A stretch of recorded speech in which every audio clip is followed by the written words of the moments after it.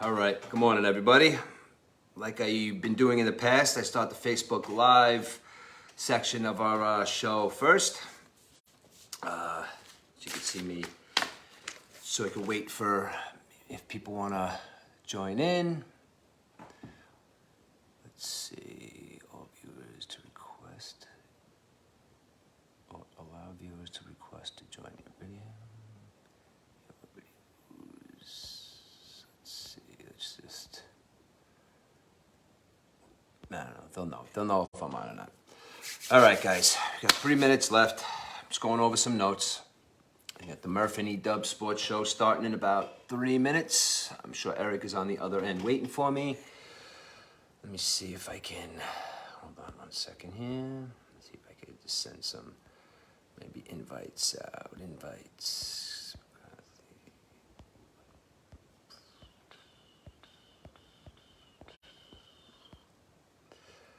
I don't know, let's see.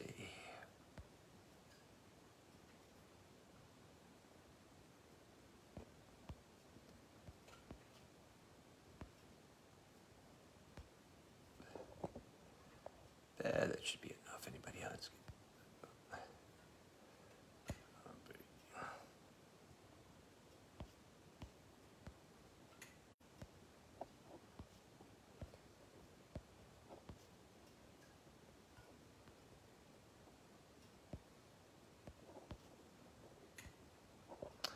All right, that should be about it. Throw out some invites here, see if anybody bites. All right, we are back. All right, we got 2 minutes. 2 minutes before we start. I'm gonna go get myself a drink real quick.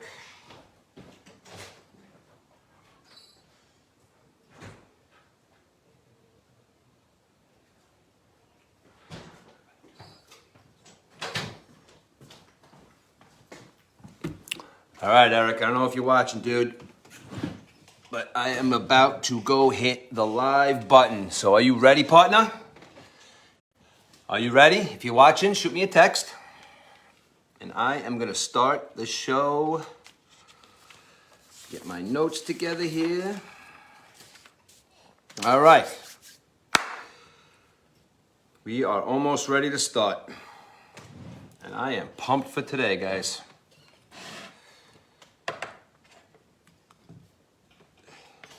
$8:59. All righty. Gotta wait, start on time. See if anybody else signs on. And you guys are probably all sleeping. And it's kind of early for Sunday morning. Going over to Mom and Dad's house today for my dad's 75th happy birthday today. All right, here we go. It's 9 o'clock. All right, guys. E, you ready? If you're watching, I'm starting. All right, everybody. Here we are again on a Sunday morning. I like the Sunday morning shows, E. On a Sunday morning, episode 23 of the Murph and E-Dub Sports Talk Show. Let's get it going. I'm looking for my partner to sign on, and I think he has signed on. E, are you there, buddy? Oh, looks like he's going through his motions there. But listen, guys, we got a good show today. We got some NFL heavy stuff going on today. We got a lot of playoff stuff going on. We got a lot of... we're going to talk maybe... we're going to drop on a little baseball or two, you know, because I got something to say. But E, you there, buddy? I'm here, Murph. How you doing, bud? I couldn't be better, E. Good morning, brother. Happy Sunday. Yeah, we're here early this morning for everybody. I think a lot of people are still sleeping, Rich, but... you know what? Get up, folks. We got a lot of sports to talk about and other stuff, too. You know what, we don't really, like, you know, I know our sleeping schedules, like, you know, we don't really sleep too much, you know, we stay up late and we go to bed, you know, we wake up early, so I don't know, it's just our schedule, but I like being up early, but you're right, but, you know, listen, I do the Facebook Live thing here, it's going to be out on the podcast later, so we'll get, yo, Eric, I don't know about you, man, but I'm watching this stuff, we've been getting a lot of new listens. I like to welcome a lot of our new friends, to our show. Hopefully they'll be tuning in today. Yeah, definitely, Rich. As I I see in the Facebook site a lot of new faces and a lot of friendly faces, and want to thank everybody and look forward to you guys listening and us meeting you guys and everything. I had a lovely dinner last night, Rich. I went to Mahoney's last night. I don't know if you saw the picture of my dinner. It was amazing. Yeah, what did you have? It looks like you had a nice steak there, eh? Yeah, steak was like a 20-ounce cut. Delicious, cooked medium, just the way I like it. Garlic mashed potatoes, some vegetables on the side, and started off with a beef barley soup. So really good meal at Mahoney's. Never been there before, and I didn't even realize it was in the parking lot of the Poughkeepsie train station either. So very convenient to get to, and some good food, and I'm sure we'll be there going back and forth quite a bit, Rich. Yeah, we used to go to Mahoney's a lot, man, because I remember, I always talk about my buddy Doug. He's got the band Noise in the Basement and Chance Fiasco, a good band. They used to do, we would do our travel baseball benefits up there. And they're very receptive to the community and stuff. And I actually would like to go up there and talk to the owner of Mahoney's, because I know he's, we made a new friend this week. And I know, listen, E, I know I've been talking about it a lot because I'm trying to get the word out there. But I met a new friend last week. His name is Kieran Mitchell. And, listen, he's in that Gaelic football community. He's got a lot of connections, and does a lot of things through Mahoney's. As a matter of fact, you were up at Mahoney's last night, and the bartender knew who he was, right? He did. Yeah, he said he comes there quite a bit, Kieran. Yeah, so I don't know if anybody hasn't listened to my interview yet about listen, I'm not going to say too, I've been talking about it all week. I want to get it out of the way, in the beginning of the show while people are listening, because, guys, he's got a lot of good stuff going on there in Dutchess County with the Dutchess County GAA, all right, guys? I see a lot of people that listen to the show, maybe some of your kids really don't know if there's a sport that they like or if they want to, try something new, but they're doing hurling. I don't know how to really pronounce if you play hurling, if you do hurling, and they're doing Gaelic football. Now, those are two sports, and if you want to talk about a man's sport, Gaelic football and hurling is the way to go. And listen, they teach you as low as the 7-year-olds, 6-year-olds, the U7 level. And right now they have everything from U7 up to U13. They have great coaching over there. Any of the parents, if you guys don't know anything about the game, it's like the coaches are more than willing to sit down and talk to you and, give you the rules and tell you how to play and what the equipment's about. And listen, guys, it's all free too. It's all free. They do their winter workouts over at Gold's Gym over there in the Grange. And then they also, I think it's Timor Park. And they go down to Gaelic Park a lot in the Bronx. They do a lot of traveling too, man. So anybody listening out there, you want to get your kids into something different. It's Gaelic football and hurling. Contact the Dutchess County GAA. And Kieran Mitchell, I'm sure, will be happy to help you. And there's a lot of people up there that are doing good things. So I'm going to go up there maybe in a couple of weeks. I'd like to get together with him and a couple of the guys because, believe it or not, he's 27 and he still plays these sports, man. And I was watching some videos with this hurling. This hurling is a tough sport, dude. And you mentioned that he played baseball, so quite a difference between baseball and hurling or Gaelic football, if you would say so, Rich, right? Well, listen, if you want to take the difference between if you want to take hurling and baseball, it's like basically think about you could hit people in the head with the baseball bat in baseball. That's what they do in hurling. It looked to me like I was watching some videos on this, and these guys, if you didn't come out of there bloody, it's like I don't think you had a good game. But I'm going to go up there soon, and it's like baseball, hockey. That's what my buddy Kevin just said. Yeah, but I'm telling you right now, we're going to definitely do a lot of stuff with them coming up, man, because they, they've been pumping our show. I know a lot of Kieran's friends have signed up for the show, but we're going to do a lot of good things with these guys in the past. And I want to ask Kieran next time I talk to him if they're doing anything for St. Patty's Day. So maybe me and you could hook up with them St. Patty's Day for something, you know what I mean? There's corned beef, Rich, I'll be there. I hear you. You know what? I was going to tell you guys a little story. To get into the Gaelic football, but I think I want to do a whole show on that because it's a really sad story I want to talk about. And there's been a lot of bloody Sundays throughout the year in the Irish, over there in Ireland. But it's a sad story, and I would not be doing the story any justice if I sat down and talked to you about it for like 5 minutes. But just know the history of Gaelic football and hurling comes from a lot of violence back in the day. And they're very proud of their sport, and they're very proud of their heritage, and they're really trying to bring it to the community. And if you look across the country, country. You got the GAA across the country. I actually sent the guy an email yesterday, and he's going to take a look at the interview I did with Kieran. So hopefully I'm helping him spread the word as well. So I'm going to talk about that on another show. That's a long story, but there's there was a lot of violence involved in Gaelic football and hurling back in the day, and it's a very old sport, and people should do their research on it. It's a really good sport with a lot of rich history. So. Rich goes back to the early 19th century, I believe. Yeah, absolutely. Hurling is even older than that. You know. They had a hurling game at the City Field. I think it was before COVID, maybe, or something. They had it like in November and stuff, so that would have been pretty cool. Yeah, absolutely, absolutely, man. And I'd be remiss too, because I've been talking to my cousin a lot lately. I have my cousin Kevin and his wife Maggie. They live over there in Pearl River, and we've been discussing stuff about the Gaelic football. They have a place called Murphy's Wood Art, and it's a family-run organization. And if you have your, the wood, stuff, the wood sculptures, I guess you would call them, made out of wood. They do a great job. American flags, Irish flags, unions, fire department, police department. They could do anything you want, guys. They do a really, really good job for a good piece of art to put in your backyard or hang up in your house. That's my cousin Kevin and Maggie. That's Kevin Murphy. They're out of Pearl River. So you can look them up on Facebook. They have a great Facebook page and a great Instagram page as well. So if you want anything, if you want anything in that category, give my cousin a shout. E, there? All right, looks like we've lost E Dubs. So maybe I'm talking too much for the morning for E Dubs. All right, well anyway, we're gonna have to go on with the show here. E Dubs, tell me what's going on here, buddy. I can't hear anything you're saying.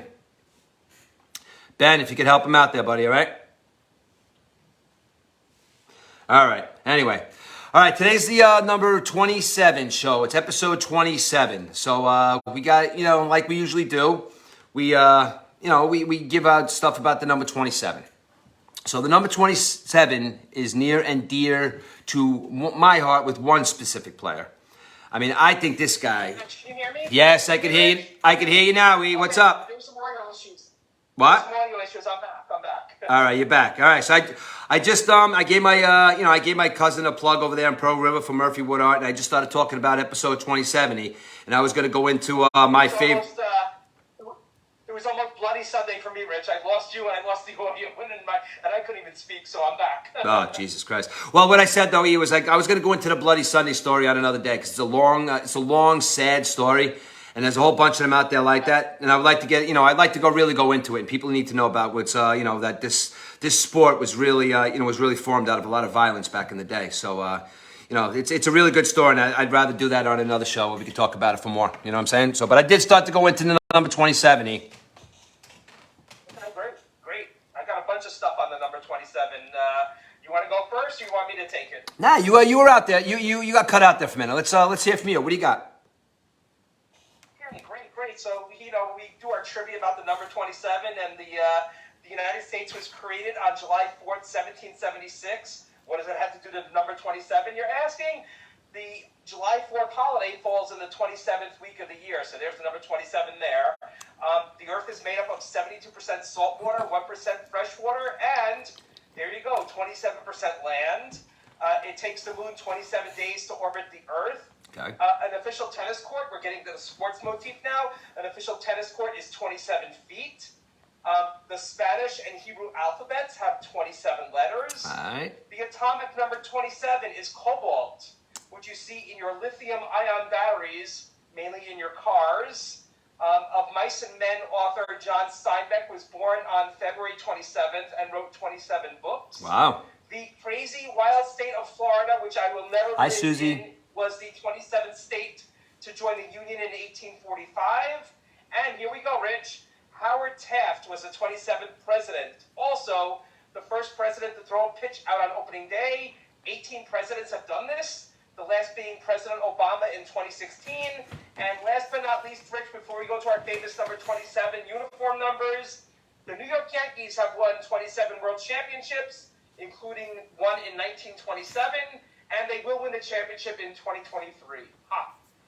Shannon, it looks like my wife was trying to chime in there for a second. She's in the other room. It looks like she wanted to say something. You want to say something? Chime in, babe. I'll pick it up for you. But yeah, I wanted to mention. I just wanted to mention one more number 27 thing that has nothing to do with sports as well. But if you guys are all if you guys are all music fans, there's something called the 27 Club. Now it was really weird. I don't know how much of a big music fan you are, but I'm an enormous music fan, and the history of music and all sorts of music. So they have something called the 27 Club. Now the 27 Club is something that came about because wait a second, Susie, Hannah Marie was born on August 27th. AJ's daughter Hannah on August 27th. That's a good number 27. Back to the 27 Club. I'm sorry, I'm getting Facebook messages here that I'm kind of trying to respond to here. But yeah, we got the 27 Club. Kurt Cobain, Jimi Hendrix, Janis Joplin, Jim Morrison, Brian Jones of the Rolling Stones, Amy Winehouse, and the list goes on and on. It was really weird that a lot of these guys, they died at the age of 27. I mean, listen, if you want to really go into it, it's really not weird. Like, they all did a lot of drugs. You know what I mean? Like Kurt Cobain, Jimi Hendrix, Janis Joplin. I mean, Jimi Hendrix choked on his own puke. You know what I mean? So, listen, it was odd that they died at the age of 27. But the people I mentioned here, especially Brian Jones, Amy Winehouse, they all had a lot of issues with drugs.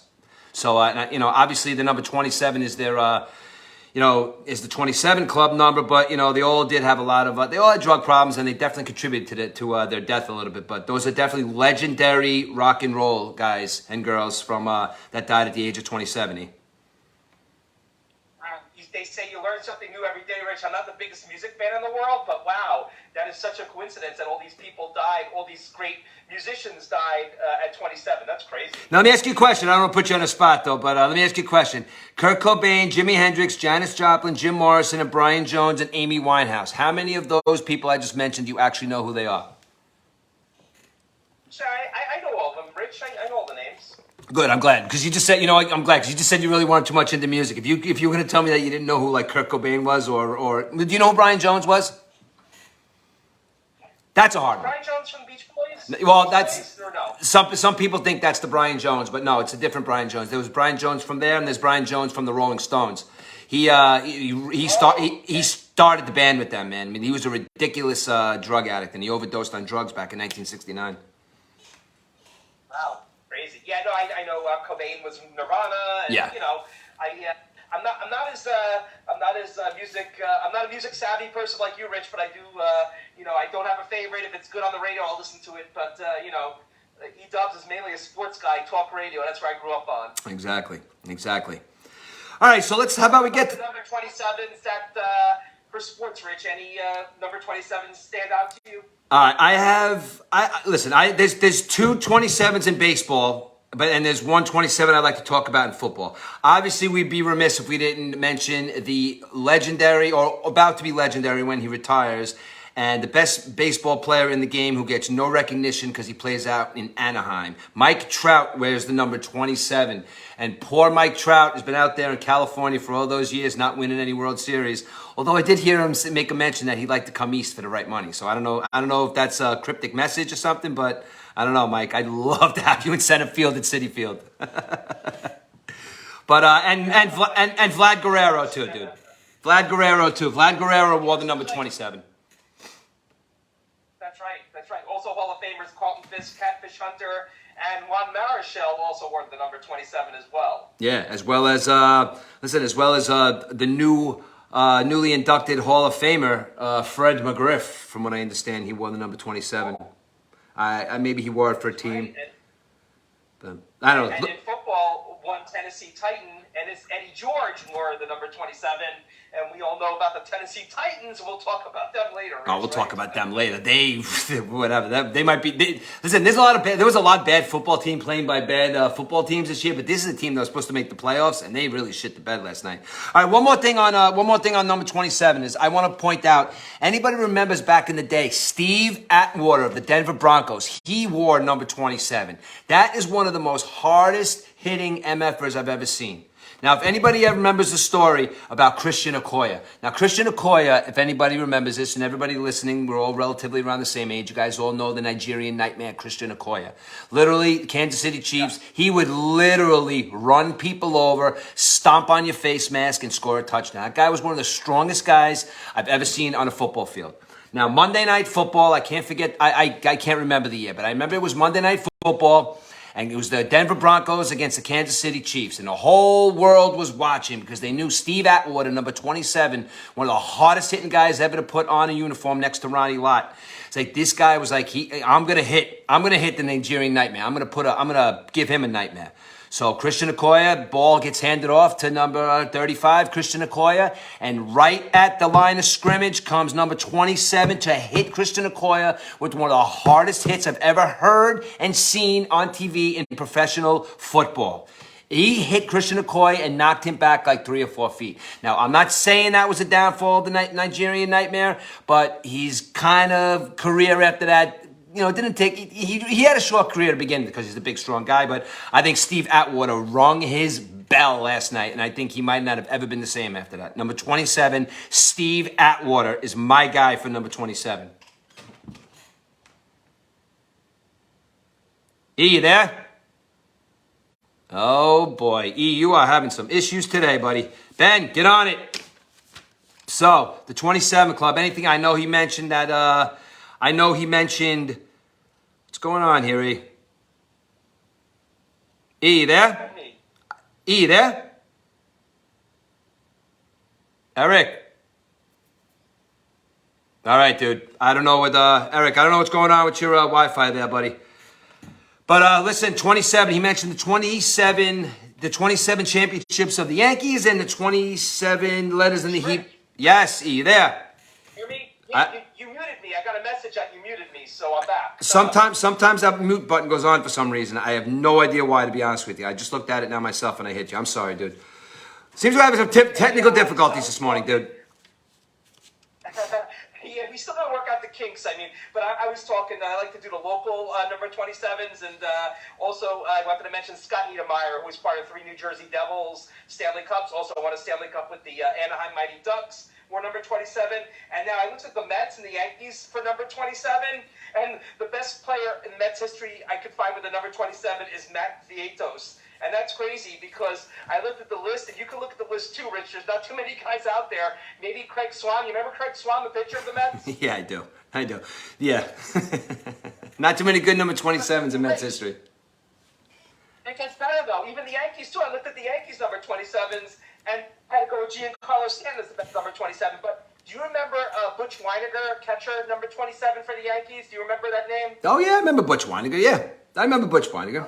So Butch Weiniger, he was the catcher of the Yankees in the 80s, and he ironically caught Phil Niekro's 3,000th strikeout and Phil Niekro's 300th win in the same season in 1985. Now, there was a story behind Butch Weiniger. I don't know if anybody knows out there, but it's kind of, it's deep in Google if you search it. But Dave Winfield apparently slept with Butch Weiniger's wife, and Butch Weiniger wanted out of New York because of that. So that's why he didn't want to play with the Yankees anymore. But there was a lot of rumors out there with Dave Winfield and wives on the Yankees back in the early 80s. Really?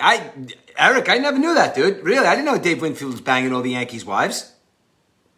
Stop. Yeah, do a search on it, Rich. But yeah, I got chuckle when it was Butch Weiniger. And a guy at work told me about the story about 10 years ago, and I did a Google on it, and it's out there. Yeah, there was a rumor that, and of course they got divorced, Butch Weiniger and his wife, a couple of years down the road and stuff. But not too many famous number 27s in New York baseball lore, that's for sure. Well, listen, you got two of the greatest hitters ever to wear the number 27. On modern day, you got Vlad Guerrero and Mike Trout. But you're right, as far as that goes, there's really not too many more 27s. Hunter Ferris, he's a guy out there. Hunter Ferris wears the number 27. None of you guys know who Hunter Ferris is, but Hunter Ferris wears number 27. You guys will know what I'm talking about. I have one more number 27, Rich. Go ahead. Somebody wore the number 27 and just missed getting drafted in the NFL and possibly a trip to Canton, Ohio. The Amish Outlaw wore number 27. Get out of here. The Amish Outlaw just shot me a text before. He's going, like I said, he's going incognito. I think him and another Amish buddy of his, the 2 Amish Outlaws are going out hunting today. So, I don't know, maybe the Amish Outlaw will bring us back some meat. But he did wear the number 27, huh, in his football career? Yeah, and I think he ran for 3,000 yards one year and 30 touchdowns. Definitely an NFL prospect. I think the the Buccaneers were going to draft the Amish Outlaw back in the early '80s, or late '80s, whatever it is. But yeah, never quite made it. Pokai. But he's a hero in our books, right? Yes, like Kevin just said, Pokai, 5 touchdowns. You probably, do you know what that is, E? That's from a movie, right? Married with Children. Married with Children. He held Right. he held the record for Pokai, 5 touchdowns in a game. That show was amazing. That show is so funny. All right, anything else? Was it The Simpsons? They kind of marketed The Simpsons on that show as like a commercial or something like that. Married with Children, or was that the Tracy Ullman show? I don't remember. It was the Tracy Ullman show. The Tracy Ullman show debuted The Simpsons for the first time, almost 40 years ago. Can you believe that? 40 years The Simpsons has been on. It's crazy, right? You know what? I can believe it because the show, every time you watch it, every time you watch it, it's never a bad episode. It's always relevant. It's always, and you know the whole story about how, The Simpsons predicting stuff, right? Better than Nostradamus, right, Rich? Yeah. Some of these predictions came true. I don't know if it's true with all these Simpson predictions. I don't know. I haven't seen every episode, but it seems like the Simpsons have been spot on things that happen in history. Yeah, they absolutely have. All right, you got anything else left on the number 27, or are we going to move on to the big NFL day we have? What do you got, E? We can move on to the NFL, and what a week it's been, Rich. You kind of ended on a good note after what it began on Monday night with this Damar Hamlin story. What's your feedback on that, Rich? My feedback on this Damar Hamlin thing is, there's been injuries, that you see on the football field, and they've been bad. They've been carted off. People obviously, football is a violent sport. So we're a point there when something happens, I remember back in the day with Dennis Byrd, Ryan Shazier, just off the top of my head, you think about all these guys that had serious hits. 3 of them, as a matter of fact, 3 serious hit injuries were caused in Cincinnati, from what I understand. Now, the way I feel about this is the kid. It didn't look like it was a violent hit. It was like a normal run-of-the-mill hit, and that's what really bothered me most about it, because he fell, the kid got up, and the scariest point about that was he kind of looked, and he literally just fell over. And now, me being an observer of the football game, watching it, I literally thought the kid died. He didn't move, he was unresponsive, and I think the NFL canceling or suspending that football game the other night, even with the high playoff implications that it had, and what's his name, that idiot broadcaster talking about fantasy football and talking about all that bullshit stuff that goes into the sport where, now, listen, you can joke about certain things, but, listen, you're going to joke about the kid. The kid almost died, and you're going to talk about fantasy football playoff implications. You're going to talk about, you're going to talk about betting. You're going to talk about shit like this. This kid's life was almost taken away from him on the football field. And in any way, shape, or form, no football player should feel, the wide receiver that was involved should feel bad about that because it's football. But I do feel that they did the right thing by stopping the game, and I'm so happy that this kid is back. And Eric, he may come back and play football again, this guy, dude. That was going to be one of my predictions, that he's going to come back and play football. He seems like a resilient kid, only 24. Now, Rich, I went to the Dennis Byrd game, and I was at the Eric LeGrand game too. Eric LeGrand was the player on Rutgers that got paralyzed on the field at Giant Stadium against Army many years ago as well. So it was kind of like a different atmosphere, because what happened on the field was it kind of looked like an injury, and we didn't know about the paralysis. And even Byrd came back; he was walking again. Unfortunately, Eric LeGrand hasn't had that fate. He's still confined to a wheelchair, but Dennis Byrd walked back on that field in the Meadowlands, and the fans were like going nuts that day. I was a Jet season ticket holder back in the day, Rich. I like to see some NFL footballs, and the tickets were cheap, so I was going to a lot of Jets games.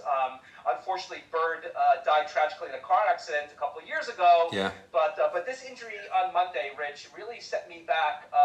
And I did some research on the NFL, and I don't know if you know, the NFL referees 1 hour before every game, they introduce themselves to all the medical professionals, and the medical professionals in an NFL game, you got neurologists, you got cardiologists, you got orthopedists, and everyone's got a role. You have these guys that sit up in the booth for each team, and they determine whether a guy got a bad hit, has a concussion, and they signaled out to. So it's kind of like, I put it on Facebook yesterday. It's kind of, they did a demo on it. It's kind of like a mandatory emergency plan that every NFL game has, and actually the safest place to be now is an NFL stadium in case anything happens. So if this thing happens to this kid walking on the street, what happens, Rich? He dies, basically. But the NFL stadium, everyone had a role in this, and even the CPR, who was going to do the CPR.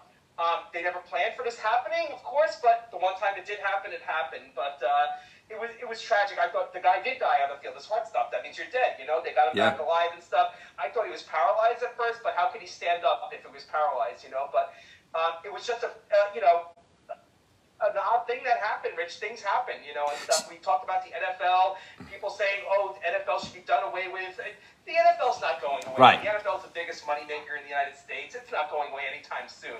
But you know what, though, Eric? Thank God. But you know, Eric, but that leads me to a question to you. I'm sorry to cut you off, but I have a question, kind of like, you know, to what you're talking about. You said the NFL's never going to go away. You're right. The NFL's a juggernaut. It's never going to go away. But what happens though if somebody does die on the field? Or what happens if somebody does, you know, say we have 3 or 4 paralyzations in one season? Now, does the NFL say, all right, you know, because there's a lot of people out there, that think that football is too violent. There's a lot of people out there that think that kids shouldn't play football because it's too violent. Now, as a whole, and I listen, I definitely understand. I'm coming from a place now where football is huge, but I think the fact that a lot of these injuries are happening, I'm not saying it's going to happen now, next week, or in a couple of years, but in the near future or the far future, do you think that football as a whole, as a violent, tough sport, might go away, and, you know, because of the fact that people are getting really hurt? Or do you think that there's so many people out there that have so much desire and passion for the game that they know it's a tough game, they know it's a violent sport, kind of like boxing in the UFC. You know, you get into a ring with these guys, you know what's going to happen. You get punched in the face, you're going to probably get knocked out, so you have to defend yourself. So do these maniacs that still, you know, love the game of football, love to play the game of football, love the violence aspect of it, do you think that there's enough people around there that will keep the game alive? Or do you think that football as a violent sport is going to fall by the wayside in the next 50 years and we'll be playing flag football? Well, I think that's the Pro Bowl, doing a flag football game, so that might be the... I'm not even being funny. Like, I'm not even, like, making a joke about it. Like, I'm not saying, like, you know, that I'm not even talking about, you know, these guys are pussies. I'm not even saying that. I'm just talking about from a perspective as an American and a human being, and you're watching people get hurt. You know, it's like, do you kick back and say, wow, football is a violent sport? Or do you say, you know what, though? These guys know what they're getting themselves into when they play the game of football. Yeah, but Rich, let's take a look back. Do you remember the helmets these guys used to wear with the one bar? I mean, look at Joe Theismann. Joe Theismann, and Kevin can tell us about this too. Joe Theismann wore that one little bar on his helmet for the longest time and stuff. You know, it seems like the equipment's got better, but the pads have gotten worse. The padding, these guys, it doesn't look like they have enough padding, these guys and stuff. But if you look like Chuck Benderek, Dick Butkus, I mean, there was a lot of hits back in the day, Rich. We never saw anybody get paralyzed. There was one death. You hear about the one death in NFL history on the field? I did not, Eric. No, I have not heard about that. Yeah, so it goes back to 1971. There was a gentleman, Chuck Hughes. Okay. He was a wide receiver for the Detroit Lions, and in August of that year, in a preseason game against the Buffalo Bills, he had an injury which sent him to the hospital. It seems like the doctors misdiagnosed him. They said it was a spleen injury, and they released him basically. So on October 24th of that same year, he collapsed and died on the field when making a catch with 1 minute and 2 left in the game against I think it's against the Chicago Bears, if I'm not mistaken. But so he collapses on the field. They take him off the field with 1 minute 2 left, and they continue the game. The 1 minute 2 left. Really? They took him away and stuff. But yeah, that was the only death in history, Rich. And even paralysis too. I remember the 70s, the Darryl Stingley, Jack Tatum incident between the Patriots and the Raiders. Yeah. But really, besides Dennis Byrd, I mean, do we remember, and the guy on the Steelers, Shazier, whatever his name was, Rich? Yeah. Did we really ever see any serious injuries on a football field besides this Hamlin injury this past Monday night? No, we've seen a few, and you know what's funny too is like Aubs just brings up a good point about the whole thing with the helmets. Now, football's a tough sport, man, and I just noticed my cousin Michael's wife Stephanie is watching right now, and they have a bunch of maniac football players over there. They are great athletes, and I'm very interested to find out from their perspective, like how they feel about football. Now, my son Jack just started playing football this year. I have no reservations with having my children go out there and play a sport because, listen, a kid could walk down the street and the same thing could happen. Or, you could play baseball and somebody could swing the bat the wrong way and get hit in the head. Football's a violent sport. Football's a fun sport. Football's a great sport. And I do not want this to go away because I enjoy watching it and I enjoy playing it. But the fact that a lot of these injuries, I think that a lot of the parents are probably taking their kids out of the sport because, listen, we all have kids that play sports on have sports on a high level. I've watched my son, both of my sons I watched Jack get smashed on the football field this year. And my heart jumped up in my chest. But he got up, looked at me, gave me a thumbs up, he was fine.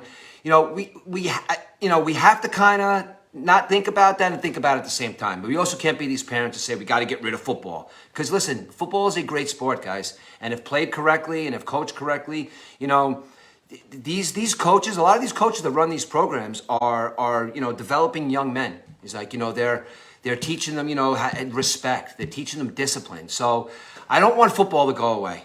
And parents that have their kids involved in football, keep having their kids involved in football, unless the kid doesn't want to play. But, never force it. But, keep having the kids involved in sports because sports for kids is the best thing. 'Cause I've been doing a lot of youth, a lot of stuff on the youth sports, all different types of sports. Even with this Gaelic football I've just been doing. They don't wear helmets in Gaelic football. They don't wear helmets. I think they wear masks in hurling. But Gaelic football, these guys are tough, man. They get hit all the time. I would love to see what the concussion level is with the Gaelic sports.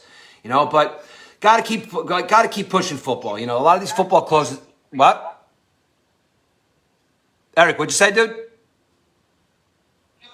I'm saying no, I'm good. Oh, okay. No, I'm just saying, like, these kind of sports, they can't go away, just, because the violence aspect of it. And they are trying to change it. They are trying to change the helmets, the way they hit. So, let's keep football going. And like, it's a shame that a lot of these guys, get hurt, but they know what they're getting themselves into, when you're as an adult. You know what I mean? That's kind of how I feel about it. I don't know if you disagree or agree with me. I agree. You got to keep football going. But you know what, though, Rich? You brought up a good point before. I mean, a guy's laying on the field, possibly dead, and people are worrying about fantasy football, correct? It's crazy. That's bad. That's ridiculous. That you don't have a heart at that point. You know what I mean? Like, you really don't have a heart. Like, I could tell, listen, if Tom Brady stubs his toe and he gets pulled out of the football game and you're losing your fantasy football thing because Tom Brady stubbed his toe and he can't go in, you know what? Fuck you, Tom Brady. Go back in there and play the game. This kid almost died. Now you're talking about gambling and fantasy sports, and the kid heart stopped on the fucking football field, and you're gonna tell me that you're a guy named Skip Bayless. You're a guy that's, everybody listens to you, everybody watches you. A lot of people think you're a douche. I mean, I do, but now you go and say this. I don't know, man. Good luck with your career, bro, because it looked like Shannon Sharp was gonna punch you right in the face the other day. Yeah, I mean, come on now. With playoffs, they're worried about playoffs and everything like that, Rich. But I want to take a step back to the fantasy football thing. I mean, you remember during the COVID season, Rich? I mean, there were players who you had on your roster who would test positive and you didn't have a chance. But, you let it go. You got the zero and stuff. So there's so much, because money's involved. And money's the evil of all, right, Rich? Like we always say, money is the evil. But you know what, though? I run my fantasy football league at work. It's like a corporate league. And, we didn't talk about it until Friday, and I kind of felt bad for the guy, who I beat. He had Gabriel Davis, and I never play guys on Monday night. I always fade guys on Monday night. I had Josh Allen. I faded him. I put in Justin Fields just in case, because you never know what's going to happen. At least Sunday you have a contingency plan. You can pick somebody up as the day goes on. But yeah, we settled on a 65-35. I'll get 65. He'll get 35. He gets a little bit more for finishing in second place than he would have. But we came to an agreement, and I will send a $100 donation to Damar Hamlin's Toys for Tots charity. And I put it on Facebook yesterday in a fantasy football private group, and somebody responded, some stranger responded, "Why would you donate $100 to his charity?" It's like, Rich, there are just some people out there that are just such big douches, and stuff like that, Yeah. I agree. And I want to rewind just for 1 second. Like, you're talking about the guys with COVID. Now, when COVID happened, I don't even want to talk. I'm not even really talking about COVID. I'm just talking about COVID as a whole, just because back in 2020, the world was turned upside down. Sports, our lives, and I had my own issues with the country and the government about all that bullshit that happened back then. But you brought up a good point about the whole COVID thing. People wanted to play because they had COVID. What about Magic Johnson back in the 80s when he had AIDS and that whole thing? They wanted Magic Johnson kicked out of the league because they didn't know anything about the disease. You know what I'm saying? Never thought about that, Rich. That's a good point. I mean, geez. Yeah, right? I remember there was all the unknown about the HIV/AIDS virus back then and stuff like that. Yeah, I remember they wanted him out of the league, right? Yeah, they wanted him out of the league. Because listen, not for nothing, we didn't know back then. It's the same. You could probably put it. I mean, it's a different disease, but you could probably compare it to COVID because nobody knew about COVID, nobody knew about AIDS, nobody knows about any of these diseases that just pop out of nowhere. But right now, COVID, they think it's the big thing. You could die from a fucking cough. Now they got AIDS under control.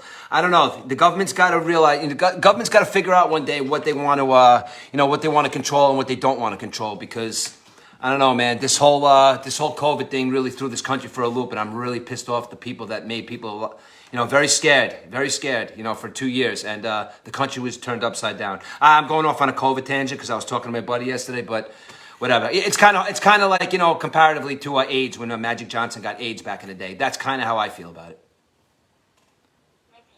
Exactly. But you know what, though, Rich? As much as there were bad news in the NFL this week, there was some good news. There were a couple of life-saving events that happened. And did you hear about any of these, Rich? No, but listen. You told me briefly, and I was going to let you tell the story, but about your about Tom Brady's backup saving somebody. You could tell us that story. Okay, so yeah, this happened a few days before New Year's. Blaine Gabbert, the backup for the Buccaneers, hasn't really seen the field too much the past 3 years. With TB12 as his quarterback, so he's jet skiing with his brothers in Tampa Bay. A nice quiet day. All of a sudden, a helicopter crashes in the bay. So Gabbert and his brothers managed to get to the helicopter to rescue. I think there was 4 people involved. All 4 got rescued. The EMS medical teams got there in record time. All 4 people happily rescued. But can you imagine that, Rich? You're just jet skiing and you see a helicopter go down. I mean, what would your reaction be? Crazy, right? On a nice sunny day, on a quiet, Tampa Bay. Crazy. Yeah, that is pretty nuts, man. Tampa Bay watch. Good as Kevin just said. Yeah, and you had another story about, what's his name too? Peyton Hillis. Remember Peyton Hillis? Peyton Hillis had 2 seasons in the NFL where he was unstoppable. Then he got really fat and he disappeared. But obviously he did something good over the weekend. So Peyton Hillis, former NFL running back, is a true MVP, as well as Blaine Gabbert, the Buccaneers' backup quarterback. This past week, he put his own life in danger by saving his kids from drowning in the ocean. A true act of selflessness. Peyton was airlifted to the hospital, and in a tweet from his brother, I will quote, I just wanted to let everyone know in Razorback Nation, of course, Peyton was from Arkansas, that Peyton is doing better. He's still having some problems with his kidneys and lungs, but doctors said he's improving. I just wanted to head off any rumors that maybe started. And he went on to say, I'm sure he wanted everyone to know that he appreciates all the prayers being thrown up on his behalf. Now, this was very eerie to me, Rich, because I saw a picture of Peyton Hillis. He played for the Kansas City Chiefs. And all I could think about... Cleveland Browns, too. Now, I don't know if you remember this story, but the Kansas City Chiefs had a running back. His name was Joe Delaney. You ever hear of that name? Oh, yeah. Yes, I know Joe Delaney, yes. Yeah, so Joe Delaney, also like Hillis, of course, played for the Chiefs. He had a lifelong history of helping others. He paid for a funeral of a former teacher, one of his former teachers who could not afford proper arrangements at the family, so he paid for that. Delaney was the 1981 Rookie of the Year for the Chiefs, a season where he had 1,121 yards, and then a subpar 1982 season marked by labor stoppage. So in the summer of 1983, he was attending an amusement park. He heard 3 children screaming for help in a pond. Delaney was not a swimmer. He dove in. He managed to save 2 children, although one unfortunately died en route to the hospital. One survived. The other child was recovered with Delaney's body when the police came in and stuff. It was a true tragedy. Delaney was posthumously awarded the President's Citizen Medal Award from President Reagan, and his number 37 was never worn again by the Kansas City Chiefs, and he's in the Ring of Honor in Kansas City. But it just kind of like brought an eerie thing, because I do remember this story when I was a kid of Joe Delaney, and now Peyton Hillis, but it looks like Peyton Hillis is going to survive. But true heroic acts of selflessness by these 2, one former NFL player, one current NFL player this week. No, you got, what do you call it? You said Peyton Hillis, his kids were involved in that, right? That was his children that he had to save. That was his kid, yeah. Joe Delaney's story was right. 3 kids from, 3 strangers. They weren't his kids or anything. Now listen, correct me if I'm wrong. We're both parents, but I don't know about you, but if my sons were on the other side of 3 or 4 grizzly bears, I would have to rip the throats out of the 3 or 4 grizzly bears to save my kids. When it comes to that, I got 2 points to make about that. When it comes to your kids, obviously you'll knock down a wall, you'll kill anything for your kids if they're in danger. That's real. We are protectors. The other thing I want to mention about when it comes to stuff like that, if you see like a house burning down, or if you see somebody that's in trouble, or like a lot of the stuff that I've been talking about that I see all over the place, when you see somebody getting beat up in the streets, and instead of helping them out, you break out your video camera. So that to me, I think that to me, when you come into a situation like that, brings up a lot of character flaws, or you're a hero. Because when you walk by something like that, you take a look. If you're the only person that could save that person, you have a fight or flight mentality. You say, you know what though, I can either walk away and say, somebody will take care of it. Somebody who I don't know that person, whatever, something, or you can say, jump into action and save a human life. That, I think, is what separates a lot of the people in this life, whether they'd go save somebody, or they would rather walk off and go about their day, or they would jump in and beat the shit out of the 5 or 6 people that are beating up that old lady, or they would just walk away. That's a character trait in a lot of people, and I think that a lot of people that I know, and a lot of, like you, I think that a lot of people would jump to action when it came to that, but there is a lot of people out there that are so selfish and would never in a million years jump into action because they're too worried about their own self-being. And I think that when you hear stories like that, I mean, it gives me a little thing, like there is a lot of humanity out there. You know what I mean? Rich, I just want to tell a story I heard from a firefighter one time. A firefighter told me he went to a house of a fire in a house, whatever. He saw the husband outside, and when the firefighter came, anybody else in the house? He goes, "Yeah, my wife and kids." So thankfully, the wife and the kids were rescued by the firefighters. But can you imagine that? A husband standing outside and telling the firefighter, "Yeah, my wife and kids are still in the house." That to me, if I was a firefighter, I'd have punched him in the face.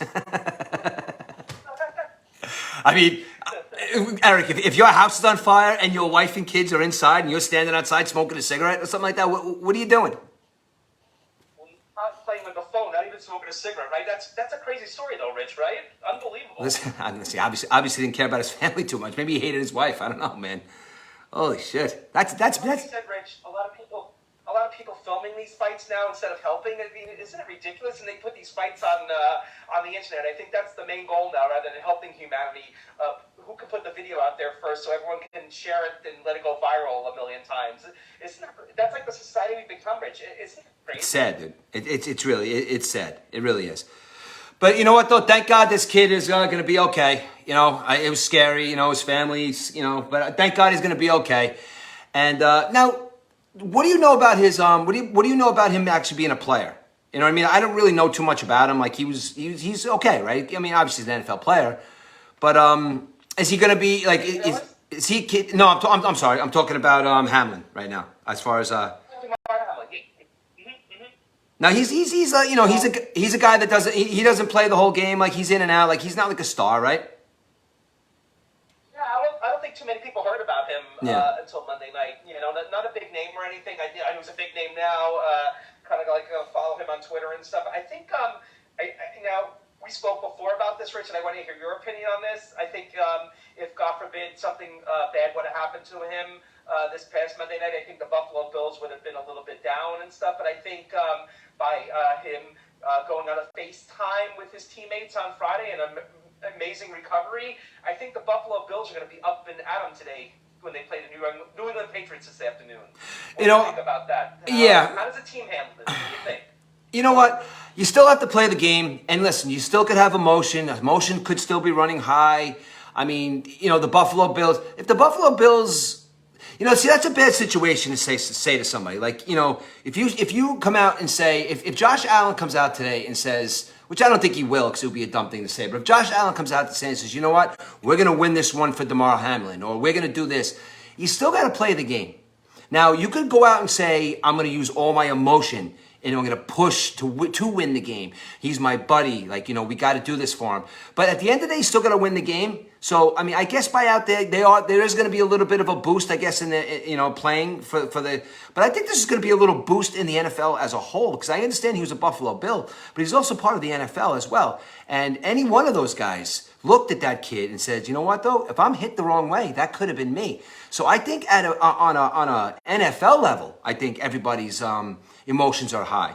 But to say that, to say that the team is going to play better because a player got hurt last week, or I guess, you could say that, but are you, but there's still another team on the other side of the ball that's going to have something to say about that. I think the fact that the NFL, that he survived and everything's doing well and stuff, I think it's just going to be a normal day around the NFL and stuff. I do too.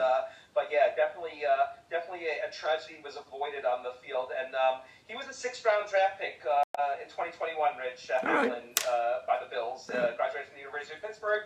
We know about 6th-round draft picks, Rich. I know one of my favorite quarterbacks who's quarterbacking my team was a 6th-round pick as well. But listen, Eric, two of the greatest quarterbacks ever to put on cleats were 6th-round draft picks. Joe Montana. Joe Montana was one of the last players. He was almost Mr. Irrelevant. Joe Montana. Crazy, right? Is that unbelievable? Yeah. So, to say the kid was a 6th-round draft pick, whatever. Maybe he would have, maybe he would have amounted to something. That would have been nice. But again, these guys are all NFL players. And when you think about it from a human aspect, who you got to give a lot of credit to if we're going to talk about it? You got to give a lot of credit to the Cincinnati Bengals. The reason you got to give a lot of credit to the Cincinnati Bengals is, listen, the people are assholes in this world. And we all know that. And the Cincinnati Bengals could have easily said, no, we got to finish the game. No, we got to play. And again, that would have been a terrible thing for the organization to do. But a lot of people in this world are dicks. And if Cincinnati, could have made a big deal about it. And they didn't, which rightfully so they didn't. But, you got to give a little credit to the Cincinnati Bengals too, because a kid almost lost his life, and that's tragic. Also, on the other end, there's lots and lots and lots of millions and millions and millions of dollars. You got Joe, but the life is more important. But there's assholes in this world, and Cincinnati Bengals could have made a big deal out of it, and they didn't. I want to give credit to the Cincinnati Bengals fans too, Rich. We know fan bases can be pretty rambunctious sometimes, but. Actually, some of the Bengals fans went to the hospital and they were standing outside with Bills fans in a candlelight vigil, after they canceled the game. So hats off to the Bengals fans too, because golly knows if this was one of, I don't know, how would this handle in New York or New England or, one of these, where they have these big diehard fan bases. I mean, I'm not counting out Cincinnati. I know the fans are pretty good there too, but how do you think the other fans in other cities would have handled it? Well, think about it. Think about the Bills fans. If any other fans made anything, the Bills Mafia would be hunting them down, dude. They would be hunting them down. I have every ounce of respect for those guys. They are maniacs out there, the Bills Mafia, and I think the Bills Mafia, under no circumstances, would have let what do you call it? Them talk shit about this kid. But it was a tragedy though, man. It was scary. It was definitely a scary situation, dude. Rich, I'm kind of thinking the Buffalo's a city that's had a lot of heartache lately. I mean, unfortunately, they had that tragic shooting in the supermarket back in the summertime. The big snowstorms they had, a lot of people were, inconvenienced by that. The 100 inches of snow, whatever they've had so far, and now this and stuff. And don't forget the history with Buffalo with the 4 Super Bowls lost and stuff. So I think Buffalo's do, and you being an AFC East fan with the Jets, I mean, I know you're not a big Buffalo Bills fan, but if the Buffalo Bills won the Super Bowl, I think it would be good justice for that town of Buffalo. I mean, with the fan base and the mafia, like you said, I think they're due. What about the Vikings, for that matter? What about, and listen, the Vikings aren't making it past the first round, but can you imagine the Vikings and the Bills playing the Super Bowl this year? Okay, I got a proposition, Rich. You got Bud Krant and you got Marv Levy still alive. They're both in their mid-90s. If that's the case, bring those two guys out as honorary captains and put them on the sideline. That would be awesome. Oh, you're damn right it would. That would be really cool, dude. Yeah, but, you know what though? But you know what? It's not soccer. Somebody would have to win that game. exactly, and it's unfortunate. We're going to go into like the NFC and the AFC, but the Bills have a lot more higher chances of winning the Super Bowl than the Minnesota Vikings. The Minnesota Vikings are a team. They're going out in the first round unless they get really lucky or unless they play at 1:00. But no, the Vikings are they're not going to make any noise in the playoffs going to the Super Bowl. But that would be kind of interesting, though, right? Marv Levy might have a heart attack. You know, one of these guys, Bud Grant too. Marv Levy was born on the same day as me too. So Marv Levy, Tom Brady, all August 3rd birthdays. Marv's a lot older than me. I think Marv was born in 1925, but he's still kicking. And they showed him on the field and stuff. He actually coached in the USFL too with the Chicago Blitz back in the day. But wow. That shows how far I go back with Marv Levy. But great football mind and one of the best Jewish football coaches ever. What was his line? He had a playoffs. Playoffs? That was Marv Levy? No, that was Mora. Oh, Jim Mora. Right. That was for the Colts. I always thought that was Levy. Yeah, you know what? They look very similar. That's why they have very similar looks with the white hair and the beady eyes. All right, dude. Mora, another USFL coach, Jim Mora. I'm dating myself, Rich, but you believe he's in his 80s now, Jim Mora? Playoffs? Yeah. He's around 82, 83 years old now. Crazy, right? I'm a sports guy, a football game guy like everybody else, but I never got into that USFL, man. I don't know. I just couldn't get into it. If it's not the NFL, it's not football for me. That's kind of how I feel. I loved it. Huh? I loved it. It was great. Great to go to a football game in shorts and stuff. They had that nice weather and stuff being in the springtime. Yeah. But yeah, long lost forgotten the USFL. But back to the NFL, Rich. Now, do you want me to go over the playoff possibilities for today? The playoff possibilities for today, because I get it's kind of like me. It's kind of got attention deficit disorder. Yeah, let's go, dude. Let's go over it. Okay, so basically yesterday the Chiefs beat the Raiders, and the Chiefs have officially clinched the #1 overall seed in the AFC. Although, here's where there's a twist, Rich. It gives them a first-round bye, but there's one catch. Ready? If they make it to the AFC title game, that game will be played at a neutral site if they play the Buffalo Bills, assuming that Buffalo beats the Patriots today. Okay. So, on the other hand, if the Chiefs were to host any other team in the AFC Championship, that game would be played in Kansas City. So, what do you think about this, Rich? I know they're not going to make up that Buffalo-Cincinnati game, but here we go. If Kansas City plays Buffalo in the AFC Championship, it's going to be played in a neutral site. What do you think about that? What do I think about that? I do think about. I don't know, man. I don't know because I think it should be played in the home stadium. Neutral site. Where are they going to go? Where are they going to go? They're going to go down to the it's out. Huh? Detroit, Indianapolis, Minnesota, anywhere where they have a dome and stuff like that. Listen, shit happens. Shit happens during the year. They have a big time, they have to reschedule. They almost had to reschedule some of the games, but no, I guess whoever has the best record, that's where they should play, dude. You know what I say, Rich? Shit does happen. Things like this happen where a game, even in baseball too, you lose a game to a rainout. I know the significance of this with playoffs is different. The NFL is a much shorter schedule than the MLB schedule. But you know what, though? Your goal is to win games, Rich. So if you lost the game in September, why did you win that game in September? Yeah. If you would have won that game in September, you wouldn't be in this predicament. So I say, you know what? The Chiefs should host the AFC Championship game if they play Buffalo. But you know what, though? I mean, the NFL is saying otherwise. But you'll agree with me, Rich. Why didn't you win that game in September if you wanted the #1 seed? Why do you think? Eric? Why do you think they're doing that? Why do they think they're coming up with this alternate site thing? Because why do you think they're doing that? Well, I guess they feel bad that the Bills the Bills-Bengals game didn't get made up. That's All right, but it doesn't matter. It doesn't matter. Shit happens. Like I said, the real tragedy and what happened was this kid almost died on the football field. Okay, that's the tragedy. Okay, stop worrying about people's feelings about where a fucking football game is going to be played. The real tragedy is, yes, the kid almost died. That's the tragedy. But now you're going to worry about people's feelings about having a fucking football game played at Buffalo or Kansas City. I do get it that Buffalo and Kansas City have a very, very rabid fan base, and I do understand that. But come on, man. Whoever's the team that has the better record, play the goddamn game in their stadium. And I understand you got the Bills Mafia and you got Kansas City. Those are two of the toughest places to play in the entire NFL. You're grown men, grab your cleats, get out there in the football field. And you know what though? You ask any football player, okay? If you say to them, say, where do you want to play this game? It's a playoff fucking atmosphere. I don't care where we play this game. Just get me to a football field so I could beat the other team. That's how a football player is thinking about that.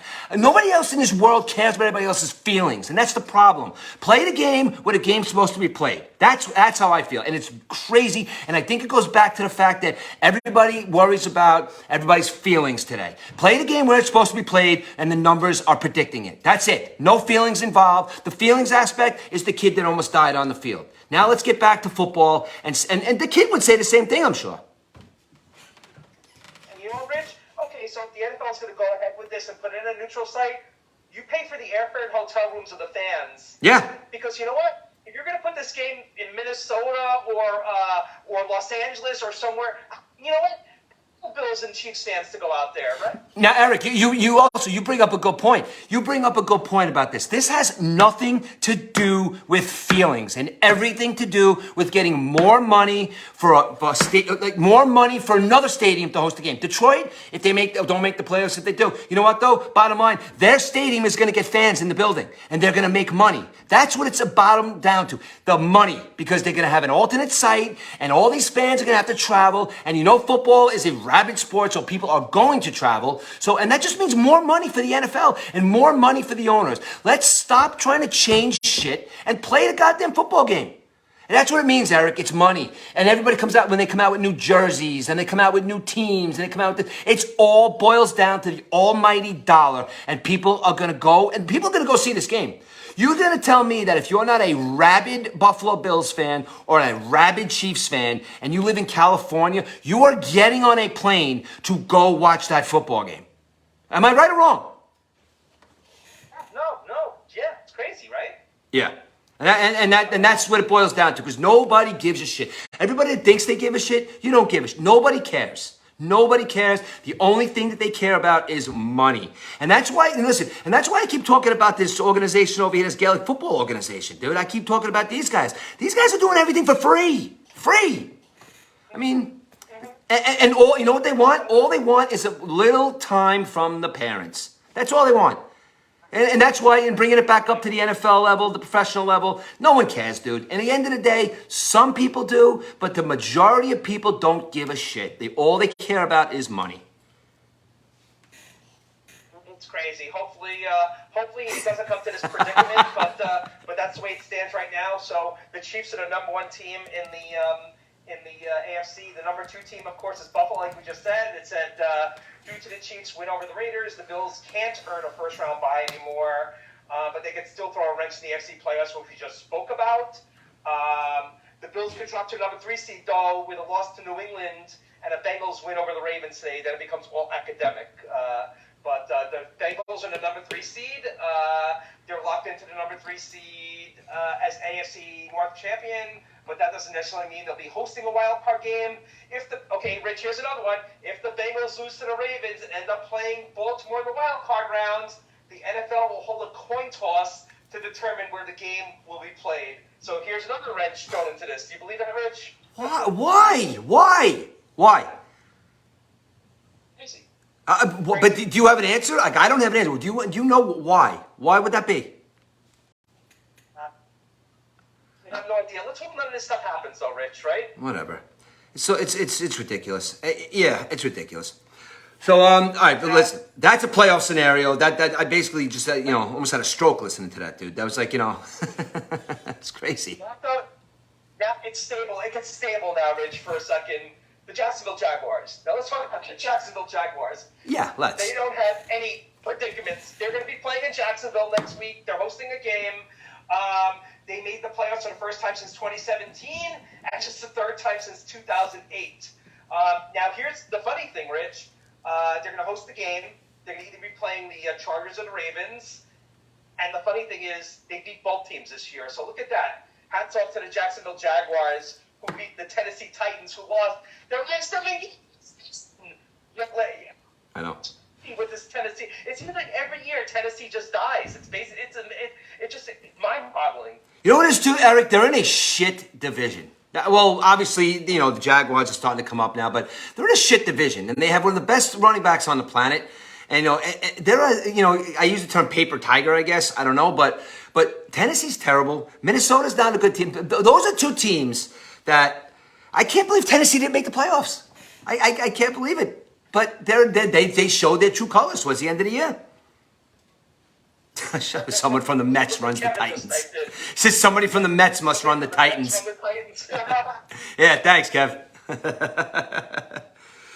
But go ahead. What are you saying? So Rich. Now here's something I got a text last night from the Amish Outlaw, right? And you know what?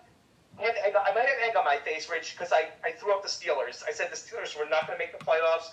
They were a 0.2% team to make the playoffs when they lost a couple of weeks ago, I think, to the Ravens. But all of a sudden, they're 21% to get back in the playoffs now, according to Fangraphs. And the funny thing was, the Titans were like a 90% team to get in the playoffs, and now the Titans are out. They lost their last 7 games. You mean to tell me you couldn't win one stupid game? Yeah. Yeah, and you know, and Vrabel's getting all these accolades for being such a good coach. No, you're not a good coach. I mean, because you know, if you were a good coach, your team would have made the playoffs. Exactly. So, you know, in summary, Rich, we got Kansas City 1, Buffalo 2, Cincinnati 3, and Jacksonville 4. Jacksonville will stay at number 4, and then we have the big wild card because there's still one team that can get in. So the wild card is this: the number 5 seed is the Chargers. The Chargers play the Broncos today at 4:25. There's a chance they might be able to rest their starters if the Ravens lose to the Bengals at 1 o'clock. So that's a good thing for the Chargers. They will clinch the 5th seed. You know, if you're playing fantasy, just check your Chargers lineup based on the Ravens game this afternoon. So that's the way that plays out. The Ravens are the number 6 team. The Ravens can't win the NFC North, but they can still host the playoff game if Baltimore beats the Bengals on Sunday. And play Cincinnati in the wild card round. The NFL will coin toss, like we said. So AFC's is just a mess. And then the final seed, Rich, the 7th seed. So the 7th seed, we still have 3 teams alive. Unfortunately, not your Jets, Rich. Sorry about that. Oh, whatever. Fuck the Jets. But the Patriots hold the 7th spot. They can officially clinch winning in over Buffalo. However, a loss by the Patriots opened the door for the Dolphins or Steelers to get the 7th seed. The Patriots can get in with a loss on Sunday, but they also need the Steelers and Dolphins to lose. The Dolphins can get in if they beat the Jets, and if the Patriots lose to the Bills, and the Steelers can get in if 3 things happen. They have to beat the Browns, the Patriots have to lose to the Bills, and the Dolphins have to lose to the Jets. So there's still 3 teams alive. The Steelers are very much alive, but 3 things have to happen. And I want to give a story, Rich, what happened in 1989 to me. I was in college, and I put this on the text yesterday that the Steelers needed 4 things to get in the playoffs. And I remember 2 kids in college at the time talking about this game, and they said the Steelers were going to make the playoffs, and the guy said the Steelers will make the playoffs. I'll bet you $500. And listen, we're like 18, 19 years old at the time. The Steelers did make the playoffs. All 4 things happened. And I remember the guy paid him back $500. He paid off the bet. I mean, wow. He worked at Roy Rogers, had to flip a lot of burgers at Roy Rogers. You remember Roy Rogers, that fast food restaurant? Oh. Our new listeners will not remember Roy Rogers. The roast beef sandwich was phenomenal. So you know what? Yeah. Hats off to the Pittsburgh Steelers for turning their season around. Crazy. Yeah, and you know what though, and you're just talking about the other 2 teams. I'm rooting for the Steelers today because how the hell did the Patriots get in the mix? That's first off. B, the Dolphins are my most hated team. So between Dolphins, Patriots, and the Steelers, I'd love to see the Steelers get in. But it's crazy. I mean, look, the Titans could still get in, dude. Titans cannot get in. They're done. Are you sure they're completely eliminated? All right. I think they're completely eliminated, Rich. I don't think they can get in now because they lost and stuff. You know. Yeah, it doesn't say that They're here. under 500. Yeah. I don't know if there's a 4-team tie at 8 and 9. I don't know if the Titans can get in. I don't know. Whatever. I just saw that across the screen. That's why I mentioned that. But it just says the Titans could get in, but I don't see that. But you know what? It's the Steelers. Let's look at the Steelers for a second. All right. The Steelers were a team in the beginning of the season. Like the Steelers are always an organization that they're always looked at as they're supposed to be good. They're supposed to be good. Now, I know there's 2 people in my life. I know Josh, actually there's 3. There's 3 people in my life that are big-time Steeler fans. And these 3 big-time Steeler fans that I know so well want Mike Tomlin fired 5 years ago. Now, do you think as an organization as Pittsburgh, who's literally had maybe like 4 or 5 coaches in their entire career, in their entire existence, getting rid of Mike Tomlin, do you think Mike Tomlin is the problem over there in Pittsburgh, or do you think it's just? I see the guy as a winner, but Pittsburgh Steelers fans see him as a pariah. They want him out of there. So I don't know. Like, what do you think is going on with Pittsburgh with Mike Tomlin this year? You think he's going to get fired? I think it's what have you done for me lately. But let me tell you about Mike Tomlin. Mike Tomlin took over the helm with the Steelers in 2007. So he's been coaching for 15 years. And he's never had a losing record, Rich. He's 8-8 today. If they lose today, this will be his first losing record, and I guess the fans will be upset about that. But if they win today, they'll finish 9-8, and he will go on as not having a losing. Chuck Noll had losing records with this team, Rich. Mike Tomlin has been a great coach. But you know what it is? It's what have you done for me lately? Thank you, Jay, for clearing that up. I guess. I think that's, I think their last Super Bowl was in 2008. So, you're talking 13 years. Like the Yankees, too. Right. The Yankees have gone 14 years without winning a World Series. So, it's like the what have you done for me lately. But I think Tomlin's a great coach. What do you think about that, Rich? I think Tomlin is a good coach. He's got the team winning. I was like their quarterback situation here wasn't that great. They got that new kid. I think they at 8-8. I guess you got to give Tomlin a good. You got to give him credit for having him almost make the playoffs. But it just seems that it's basically Pittsburgh Steelers fans that say that they dislike Mike Tomlin. So I don't know. I guess I'm gonna have to say if they don't make the playoffs, they may fire Mike Tomlin. That's what they're saying. So I don't know if that's a good idea or a bad idea because there's not too many quarterbacks. Not too many coaches out there. But we'll have to see if they make the playoffs or not. Tomorrow's Black Monday, Rich. The season ends today, so we know that 1 coach or 2 will be fired tomorrow. And I want to bring this up, Rich, before we move to the NFC and the playoff possibilities, which are a little more clearer. But your team, the New York Jets, right? Yeah. Robert Saleh, right? Yes. I've seen rumors. I've read on the internet. I've read on social media. The fans want his head on a platter. They want him fired. I thought this guy was you got to give guy the plan. All of a sudden, 2 years, and they want him gone? Yeah. It's very easy to say fire this one, fire that one. I don't know. Robert Saleh really didn't. Ever since his taking receipts comment, I don't really know what he's trying to do. I think he's too nice. I don't know. As a Jet fan, I think that I think the whole Zach Wilson thing. I think that that's going to be detrimental to his coaching career because I think it's ownership that wants Zach Wilson to start. And I don't think it's the coach. But I think the coach's hands are tied right now. But the Jets are in shambles, man. I don't know. I had so many aspirations of the Jets playing good football this year. And I was all over Zach Wilson. I thought he was going to be a good quarterback. But you know what, though? I'm a Jet fan, and every time we get a little bit of hope, we always have to keep pushing and say, like, this is going to be the guy. This is going to be the coach. This is going to be the quarterback. I don't know. Obviously, we haven't found that guy yet. Or listen, maybe Robert Saleh is the guy. And but the Jets have a team right now where I think they just need a quarterback. The Jets have a high-level defense. They have a wide receiver that is going to be all-world in a couple of years. They just have to get somebody to throw them the fucking football. So we were talking a little bit about the Jets before we came on today about what I think they should do about their situation about quarterbacks. Should they go to the draft? I don't think they should go to the draft. I think going to the draft for the Jets has not been too successful for them. I think that they need to if they're gonna go a different route. Look, Mike White's got 5 broken ribs, dude. 5 broken ribs. The guy got the shit beat out of him. He came in and played. I think last week's performance for him was just like kind of like he had 5 broken ribs. I think that's the reason why he played the way he played. I'm all right going into next season, starting the season with Mike White. But if they're going to go in a direction of getting a new quarterback, I don't want one from college or I don't want one from the draft. And I'm going to say too, why not go for it all? Go for Aaron Rodgers. Try to sign Tom Brady. I don't know. I don't know what the Jets are going to do at quarterback, but all I know is the Jets have a team right now, and they're looking for somebody to drive that team to the playoffs, and that's pretty much one of the missing pieces. They got wide receivers, they got running backs, they got a great defense, and they just need a quarterback. And maybe a quarterback and a coach, maybe Harbaugh, I don't know. But they got to do something because, again, 53 years without even sniffing a Super Bowl win is a little bit annoying as a Jet fan. Yeah, we spoke about Lamar Jackson, Rich. If Lamar Jackson came to the Jets, he'd be the best quarterback since Joe Namath, no? No, I don't think he would. Listen, I'm not taking anything away from Lamar Jackson, but I think Lamar Jackson's a good quarterback, but I don't think Lamar Jackson would fit in that offense because I think they have too many offensive weapons because Lamar Jackson is a phenomenal athlete. He's a phenomenal runner. He's like basically a running back with the football. He's Michael Vick. But I don't think that type of quarterback would fit in a system that the Jets have because the Jets have, like I said, they have almost a complete team. They just need a quarterback, and they don't need a quarterback that's going to pick up the football, look around, and then just take off running for 100 yards. Although I'd like it, but there's going to be a lot of unhappy players on the Jets team, and then it's going to become like the Ravens are now, where Lamar Jackson feels like he has to do everything. So no, I don't think Lamar Jackson would be great, but I don't think that he'd fit well with the Jets.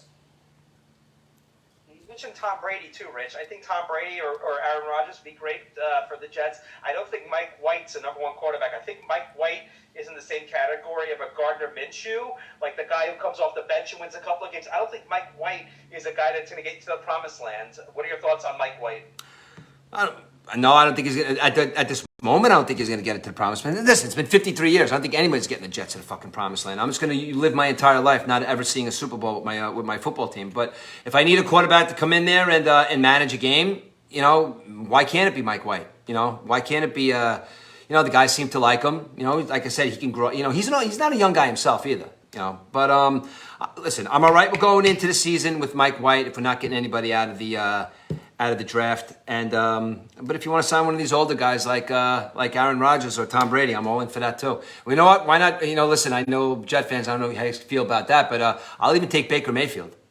I always like Baker Mayfield, and I think the kid could still not be a star, but I think the kid could still be a good quarterback in the NFL. Jimmy Garoppolo, Rich. I don't. Jimmy Garoppolo. Yeah, again, anything's better than what we have. So sure, Jimmy Garoppolo would be great. But I don't know. The 49ers seem to like him, so I don't know. Also, Derek Carr's available too. So if you get Derek Carr, you need Devontae Adams too. Yeah. Well, no, I don't want Devontae Adams. I got my own version of Devontae Adams. That's true. Yeah, up and coming, right? Yeah, Derek Jones. I'm telling you, dude. He is. I don't know. He's gonna be a superstar wide receiver in a couple of years. Not that he almost is already, but he's gonna get the Rookie of the Year. But yeah, Jets need a quarterback, dude. And I know we're talking about the irrelevant Jets now. On a Sunday where there's playoff implications for other teams, but the Jets could have I guess the Jets could play spoiler today against the Dolphins, which I'd like. But I'm probably not even gonna watch a Jet game today. There's so many other good football games on today, so I'm probably not even gonna watch a Jet game today. Rich, I just did some research while you were talking. The Titans are actually 7-10, and the Titans could have gotten the playoffs with a win over Jacksonville, like we said, but they were officially eliminated on Saturday night after losing to the Jaguars. So the coffin closes on the Tennessee Titans 2022 season. Gotcha. All right. Yeah. You're shedding some tears, Rich? Yeah, I'm shedding tears. Yeah. Hey, all right, one more question before we get out of the AFC and we go into the NFC. You got the Chiefs, the Bills, and Cincinnati. What? Yeah. You got the Chiefs, the Bills, and Cincinnati. Then you got the rest of those teams. So any of those teams right there, out of any of those teams, can you tell me which one of those teams has the best shot to overtake the top three? Oh, below those three, the top three, any team? Yes. Any surprise team is going to come out of it. Who is it? Yeah, no. If the Chargers ever woke up, it seems like the Chargers have been sleeping the whole year. And what a horrible season for them. They were much better last year. They didn't make the playoffs. This year they were struggling, and they do make the playoffs. But I don't know, Rich. I think it's the top three. One of those top three get out. What do you think about the AFC? I don't. I think Cincinnati's going to win. I think Cincinnati's coming out of the AFC this year. I think that Joe Burrow is full of piss and vinegar and he wants to win. I don't think. I think the team that has probably the team that probably has the best shot to beat one of those teams is probably the Chargers. The Chargers are Probably the Chargers. That's probably it. But one of those three teams is definitely coming out of the AFC. And you got the Jaguars, Chargers, and the rest of those teams. I mean, they'll put up a fight, but I don't think anybody is overtaking the top three in the NFC and the AFC. The only problem with the Chargers, Rich, they're going to have to do it on the road, and Cincinnati, Buffalo, and Kansas City are not the most places that we want to go in the wintertime to warm up, right? If you know what I mean. Yeah. No, I know. Yeah, so. All right, that's what we're looking at with the AFC. Anything else you want to get to the AFC? So we jump to the NFC. It was just as crazy. Yeah, no, NFC is a little more stable. Looks like there is one more playoff spot on the line, but not as crazy with coin flips or neutral sites or anything like that.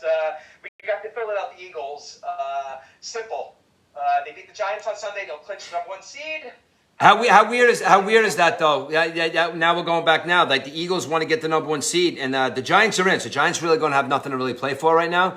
So do the Giants go all out to kick the shit out of the Eagles to get them out of that 1 seed, or do the Giants kind of say, "All right, Saquon, here's a couple of handoffs. Daniel Jones, take it easy." It's like, what do you think the Giants do today?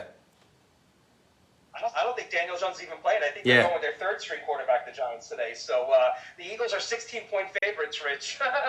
Wow. So I don't think the Giants. I think the Giants want to just stay healthy and get into the playoffs, basically. Yeah, and that's a team that I think this Giants team could be like some of the Giants teams in the past. Wasn't it a Giant fan could tell me differently, but didn't they win one of their Super Bowls coming in as a wild card? So I think the Giants. Listen, the Giants may not play all their superstars for the whole game, but I think whoever's in that game, they are going to play. I mean, they're not going to just like walk in there and kick back and relax and let the Eagles get the 1 seed. They are going to play the football game, I think. Yeah, they're going to play. I think Philly wins in the end, but if the Giants do win, they could drop the Eagles all the way down to the 5th seed, and that would happen if the Eagles lose and the Cowboys beat the Commanders. Sorry, Kevin, but if that happens today, the Eagles could drop to the #5 seed, basically. All right.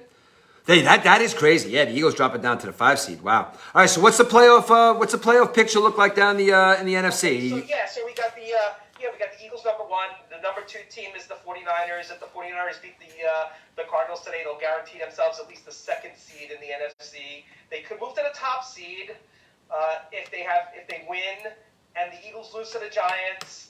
On the other hand, the 49ers can drop to the 3rd seed if they lose to the Cardinals and the Vikings win today. So that's the 49ers seeding there. Then third we got the Vikings. The Vikings can't get the top seed, but they can still move up to the 2 spot. If Minnesota beats the Bears and the 49ers lose to the Cardinals, like we just said, the Vikings finish as the #2 seed in the NFC. Otherwise, they'll be stuck for the #3 spot.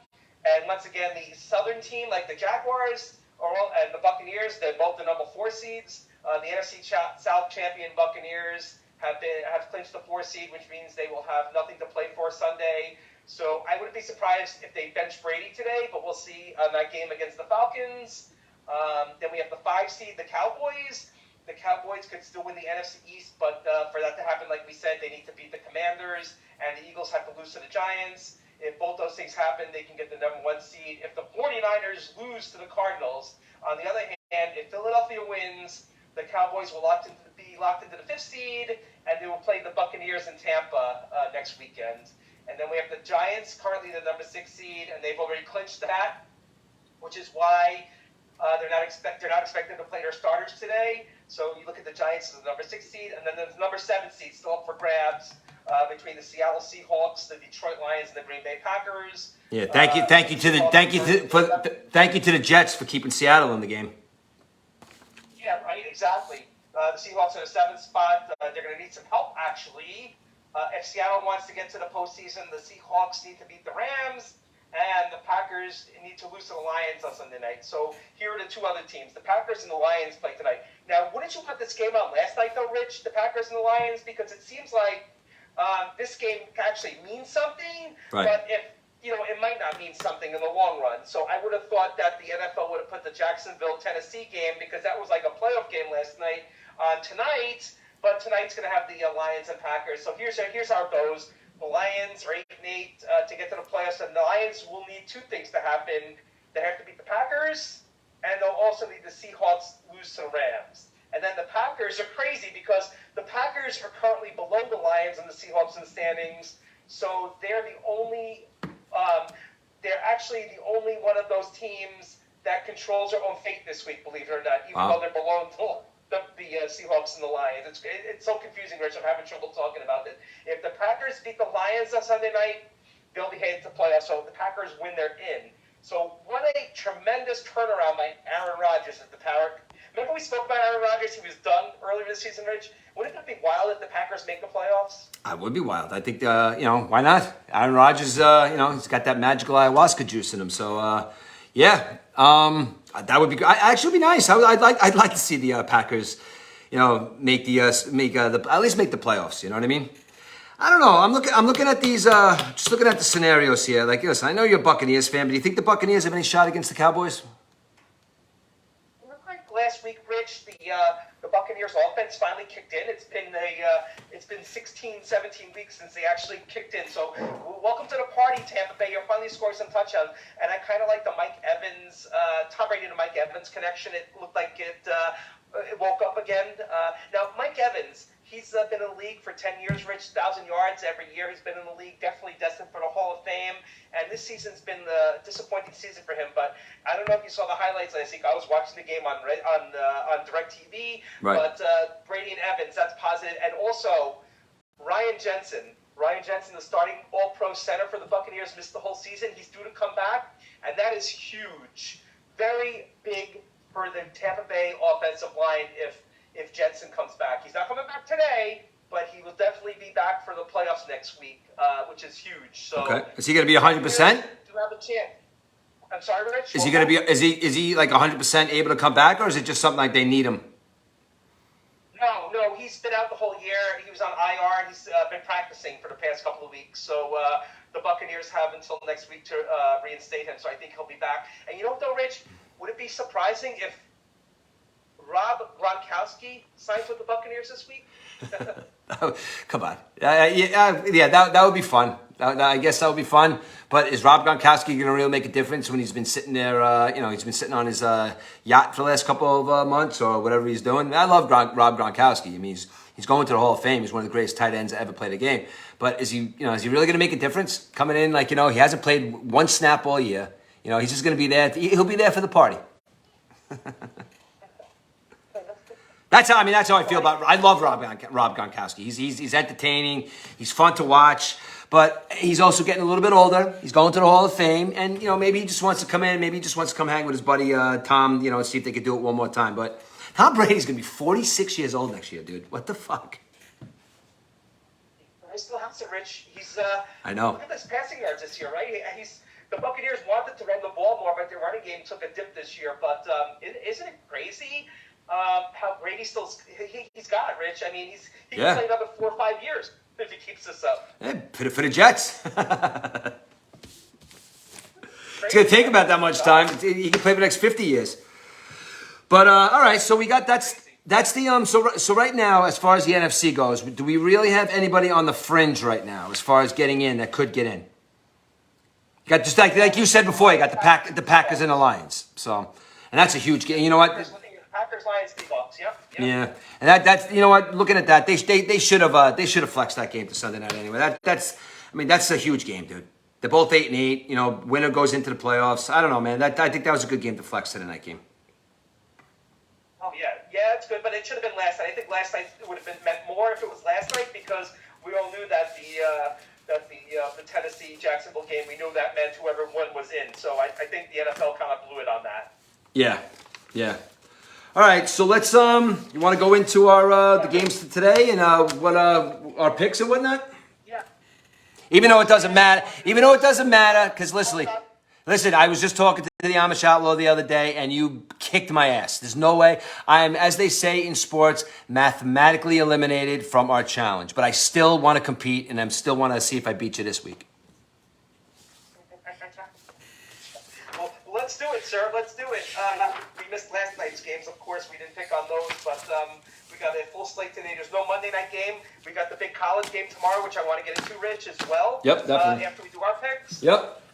But yeah, let's get into the picks here. So first on the slate, Rich, we have the Dolphins 2.5-point favorites over the Jets today down in Miami. Like we said, Dolphins fighting for the playoffs. Jets want to play the role of spoilers. What's your take on the game today, Rich? The only reason I'm taking the Jets today, because in the past, it's been history between the Jets and the Dolphins. We've been knocking each other out of the playoffs for like 20 years. So I'm taking the Jets just because I hate the Dolphins. I really don't care who wins this game because I hate the Dolphins and the Jets are out of the playoff. But I want the Jets to play spoiler today. So the Jets beat the Dolphins. I got the Jets. Okay, so you got the Jets plus 2.5. Yeah. You know what, Rich? I gotta take the Jets too. Skylar, what's this kid's name? Skylar Thompson. Starting quarterback for the Dolphins today. Skylar, nice name. Skylar. All right. Yeah. So let's hope Skylar plays well today. Yeah, the Dolphins lost 5 games in a row too, just like Tennessee. So they're kind of limping, just like Tennessee was. So the Dolphins don't even. Ben's funny, Frank the Tank. I don't know if you've seen that guy. He's a big Mets fan, Dolphins fan. Rich, you know who Frank the Tank is? No, I don't. Ben, what is he on? John Boy? What's he on? Frank the Tank? Barstool Radio. You got to check it out, Rich. Very funny. But yeah, I take the Jets too, Rich, in this game. Jets plus 2.5. You know what? For your sake, let the Jets be spoilers. Yeah, Jets. Let's spoil that Dolphin party. All right, what do we got next? Okay, next up, and I'm going with the New York Post odds today, not the most current, but the Eagles are 14.5-point favorites over the Giants today. Oh my God. You know what? The Giants, win or lose, it doesn't really matter for the Giants. The Buccaneers are actually, I'm not Buccaneers, the Eagles are actually playing for something. So, but 14 points, yeah, you know what? I think they're going to run up the score a little bit. You know, if they do start winning, although the Giants are going to, you know what? I'm taking the Giants. I'm taking the Giants, but I think the Eagles are going to win the game. I'm taking the Eagles, Rich. I just don't think the Giants have anything to play for. They locked up the 6th seed, and I think the main thing for the Giants is to stay healthy. So I'm taking the Eagles big, minus 14.5. All right. Next game, we have the Falcons, 4.5-point favorites over the Tampa Bay Buccaneers in Atlanta today. Once again, Tampa's got nothing to play for. They're locked into the 4 seed. So what do you think, Rich? Falcons 4.5-point favorites at home today. You know, Falcons go out on a good note this year, and they beat the Buccaneers. I'm taking the Falcons plus 4.5. Minus 4.5. They're the favorites. Yeah, I meant minus 4.5. Yeah, Rich, I got to go with the Falcons too. I don't think you might even see Brady taken out of the game today. You might see Blaine Gabbert, the hero. The hero. Saved 4 lives. The hero, yeah. The game today. So you definitely want to stay healthy heading into the playoffs. Next game, you got the Vikings, 7.5-point favorites over the Bears. Now, I'm going to talk about this game, Rich, for a second. The Vikings and the Bears game. Justin Jefferson, right? Yeah. So what does Justin Jefferson need? Like 179 more yards to pass Calvin Johnson's record? Do you think he'll get it today, Rich? 179 yards. The only way I think he gets 179 yards if they have, him and Kirk Cousins at the beginning of the game have a little bit of a meeting. And does he break the record? No, he doesn't break the record today, but he has a big game, I think. 179 yards is a lot, especially when you head into the playoffs. I don't know. They're playing the Bears. They're touchdown point favorites.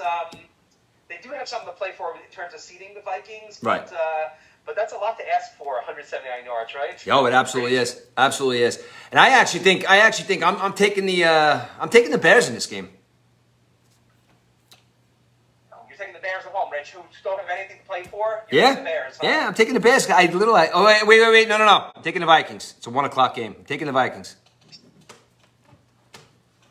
So you're taking the Vikings. Okay, good. I'll switch that. Yeah. The Bears, don't forget, Justin Fields is out today. They're starting Nate Peterman today. All right. Taking the Vikings. I forgot that Fields was out. I'm taking the Vikings, dude. I literally forgot that what Fields was out today. Exactly. Okay, Buffalo Bills, 7.5-point favorites over the Patriots today in Buffalo. We talked about the Buffalo situation. Talked about the Patriots. I know you don't want to see the Patriots in the playoffs, Rich. Is that correct? I do not want to see the Patriots in the playoffs at all. Nowhere near it. I think the Buffalo Bills are gonna murder the Patriots today. Murder them. Wow. You know what, though, Rich? I think the Patriots have something to play for, and Belichick always has these game plans and stuff, so I'm going to take the Patriots plus 7.5. I know Buffalo wins, but Buffalo will just win by a touchdown, in my opinion, but I'm going to take the Patriots in this game, okay? Oh, you got it, man. I'm taking the Bills. All right, next,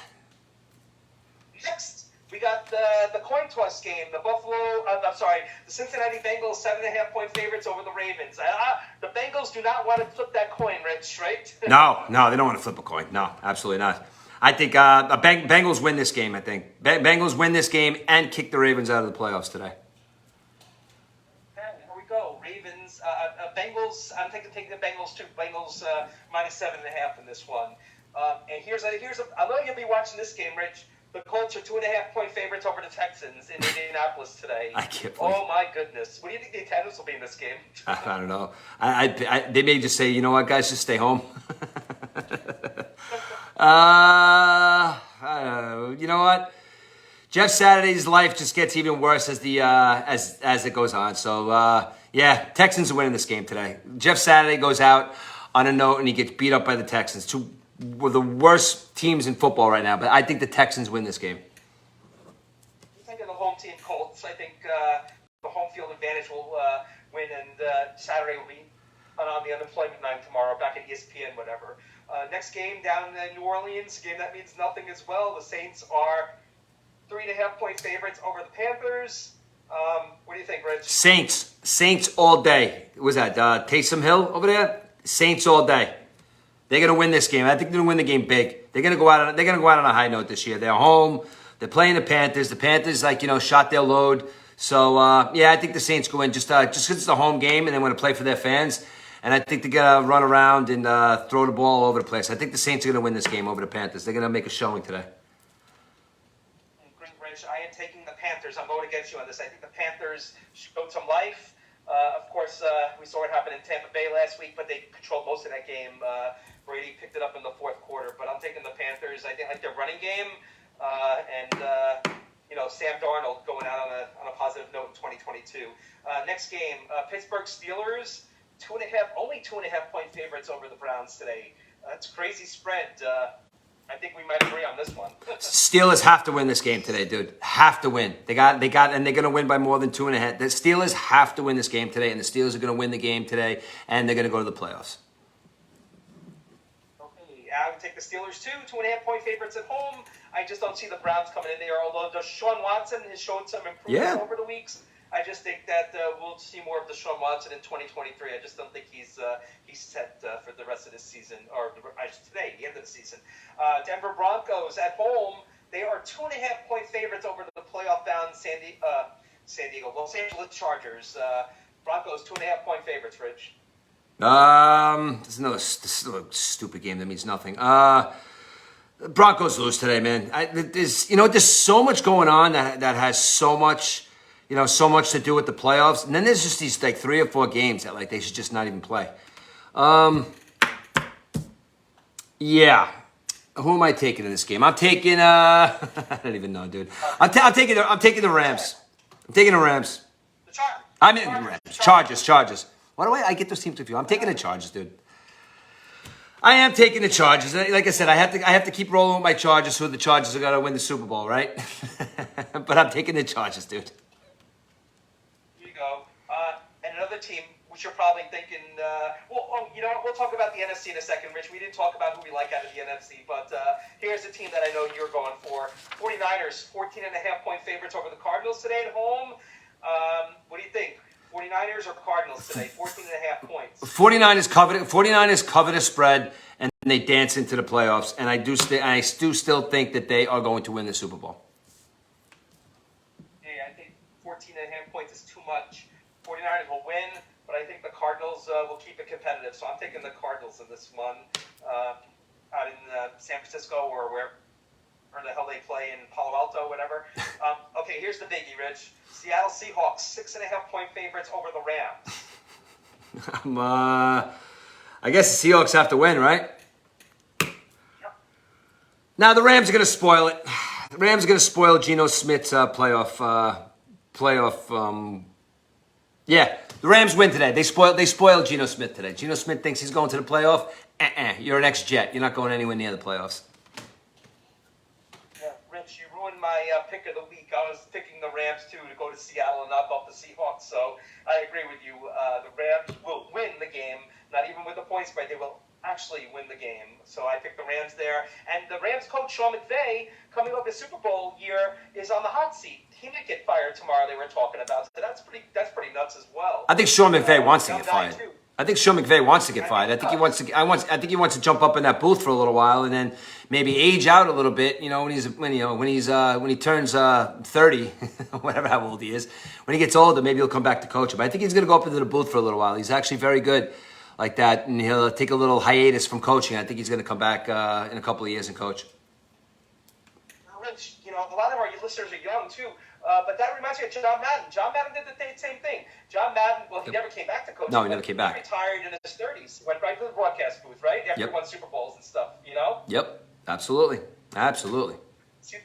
Seems like less stress in the broadcast booth, Rich. Even though Tom Brady has a contract with Fox to go up in the broadcast booth, he doesn't. He wants to keep playing, though, right? Yeah, what do you think about this? So, what do you think about Tom Brady saying a couple weeks ago that he can't wait to after he retires to get into the booth so we could start giving it back to some of the people that have been giving it to him his whole career? You know what, Rich? I don't think it's going to happen anytime soon because I think Brady jumped in the fountain of youth these past couple of weeks, so he still has a desire to play. I don't know. I guess we'll have this discussion in 2030, Rich, on episode 500 of the Murphy Does podcast, right? Yeah, exactly. All right. Moving along, we got the Cowboys, 7.5-point favorites in Washington today against the Commanders. The Cowboys need to win this game, of course. For Washington, it means nothing. They can play the role of spoilers in terms of the Cowboys seeding, whatever. But I am taking the Commanders. I'm sorry, Rich, I jumped ahead of you. I'm taking the Commanders plus 7.5 in this game. Yeah, like I said, it's a no-brainer for me. I'm taking the Cowboys. The Cowboys, again, have to win this game. Dak comes out and has a good game. I think the Cowboys win. Cowboys are going to win this game, and I think, you know, the Cowboys win this game. They're not getting the 1 seed because I don't, like you said, I don't think it's going to be too competitive, but I think the Cowboys definitely win this football game. And then last but not least, the Packers, 4.5. There's no Monday night game tonight. This is it. The season ends tonight. Packers, 4.5-point favorites at home over the Detroit Lions. This is a big one. I am going to have to take the Green Bay Packers and Aaron Rodgers to make some noise and go into the playoffs. I think Aaron Rodgers and the Green Bay Packers with their young receiving core and everything, I think they win the game tonight. I think the Green Bay Packers go to the playoffs tonight. Yeah, Jared Goff is good, but when Aaron Rodgers is good, he's very good. He is. So I think very good is better than good. Yeah, Packers will win tonight. And what do you think? Who makes this final playoff spot, Rich? It looks like you picked this. What's that? E, you there? E, you there, bud? All right, we had a little bit of another technical difficulty on Eric's end. All right. I don't know, where was he going with that? All right, so we went over the NFL. We went over. All right. What happened, dude? What's going on with you today? Yeah, some with the network. It showed network inactivity. So I was talking about Aaron Rodgers. Packers make the 7th seed in the playoffs. What do you think, Rich? Yes, Packers make the 7th seed. Packers are going to go in the playoffs, man. And listen, don't underestimate Aaron Rodgers and the young Packers team going into the playoffs because they were kind of playing catch up this whole year. So don't underestimate the Packers going into the playoffs this year because they're a playoff history team, and I think they can make some noise going into the playoffs just because of the way they've been playing. So, Rich, I think we could honestly say that the true side effects of ayahuasca wear off 3 months later, correct? Or do they really start to kick in? Oh, that's true too. There you go. I'm all over that, eh? Like I said, maybe they just start to kick in at that point. All right, so we did our picks for the week. So, Rich, one thing thing. We spoke about the AFC. So who do you think's going to come out of the NFC? I know you said the 49ers, right? You're set on the 49ers? I'm set. Yeah, I'm set on the 49ers. I'm set on the 49ers. I think the 49ers are going to go to the Super Bowl, and they are going to win the Super Bowl this year. What about you? I'm going to stick with my preseason. Yeah, I'm going to stick with my preseason prediction. I am staying with Buffalo Bills against Tampa Bay Buccaneers for the Super Bowl. I think Tampa Bay showed a lot the past couple of weeks, and the cream's going to rise to the top. The Tampa Bay Buccaneers will be headed to the Super Bowl in a few weeks. You're insane. All right, sure. Let's go. No, I don't know. Hey. Rich, did you think they were winning the Super Bowl in 2020? Did you think they were winning the Super Bowl that year? No. I thought you were talking about last year. No, I think they were better. They're a better team this year. They were a better team last year than they were this year, I think. But no, 2020. Oh yeah. No, I didn't think 2020 was going to happen. I didn't think so at all. But it's also remember it's 2020 too. Nothing counts. Nothing counts in 2020. We go right from 2019 to 2021, dude. You know that the calendar does that. 2020 doesn't exist. Oh, when's the Mets won the World Series in 2020, Rich? That's fine. I wouldn't count. Hey, listen, if the Mets, even if the Mets won the World Series in 2020, I would still not count it. So there's no Monday night game tomorrow, Rich, because all eyes will be on SoFi Stadium for the national championship of the NCAA college football season. Yeah, man. I'd like to talk about that for a little bit, Rich. Sure. The game tomorrow night. Sure, absolutely. Yeah, so it's David versus Goliath, basically. TCU versus defending champion Georgia. TCU is coming off its best season ever and biggest upset in NCAA playoff history ever by beating Michigan last week. And here's a team that finished 5-7 last year, didn't have one vote in the coaches' preseason polls. They were picked 7th in their Big 12 conference this year, a conference they didn't even win. They lost their championship game. In August, they were 201 odds to win a championship. The highest odds since Auburn won the championship in 2010. Auburn was 50-1 odds that year. They became the first Big 12 team to win a playoff game this year. Take that, Oklahoma and Texas.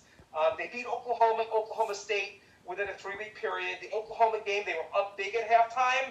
The Oklahoma State game, they were losing at halftime. They kept her calm in both games, showing that the second half matters in football games.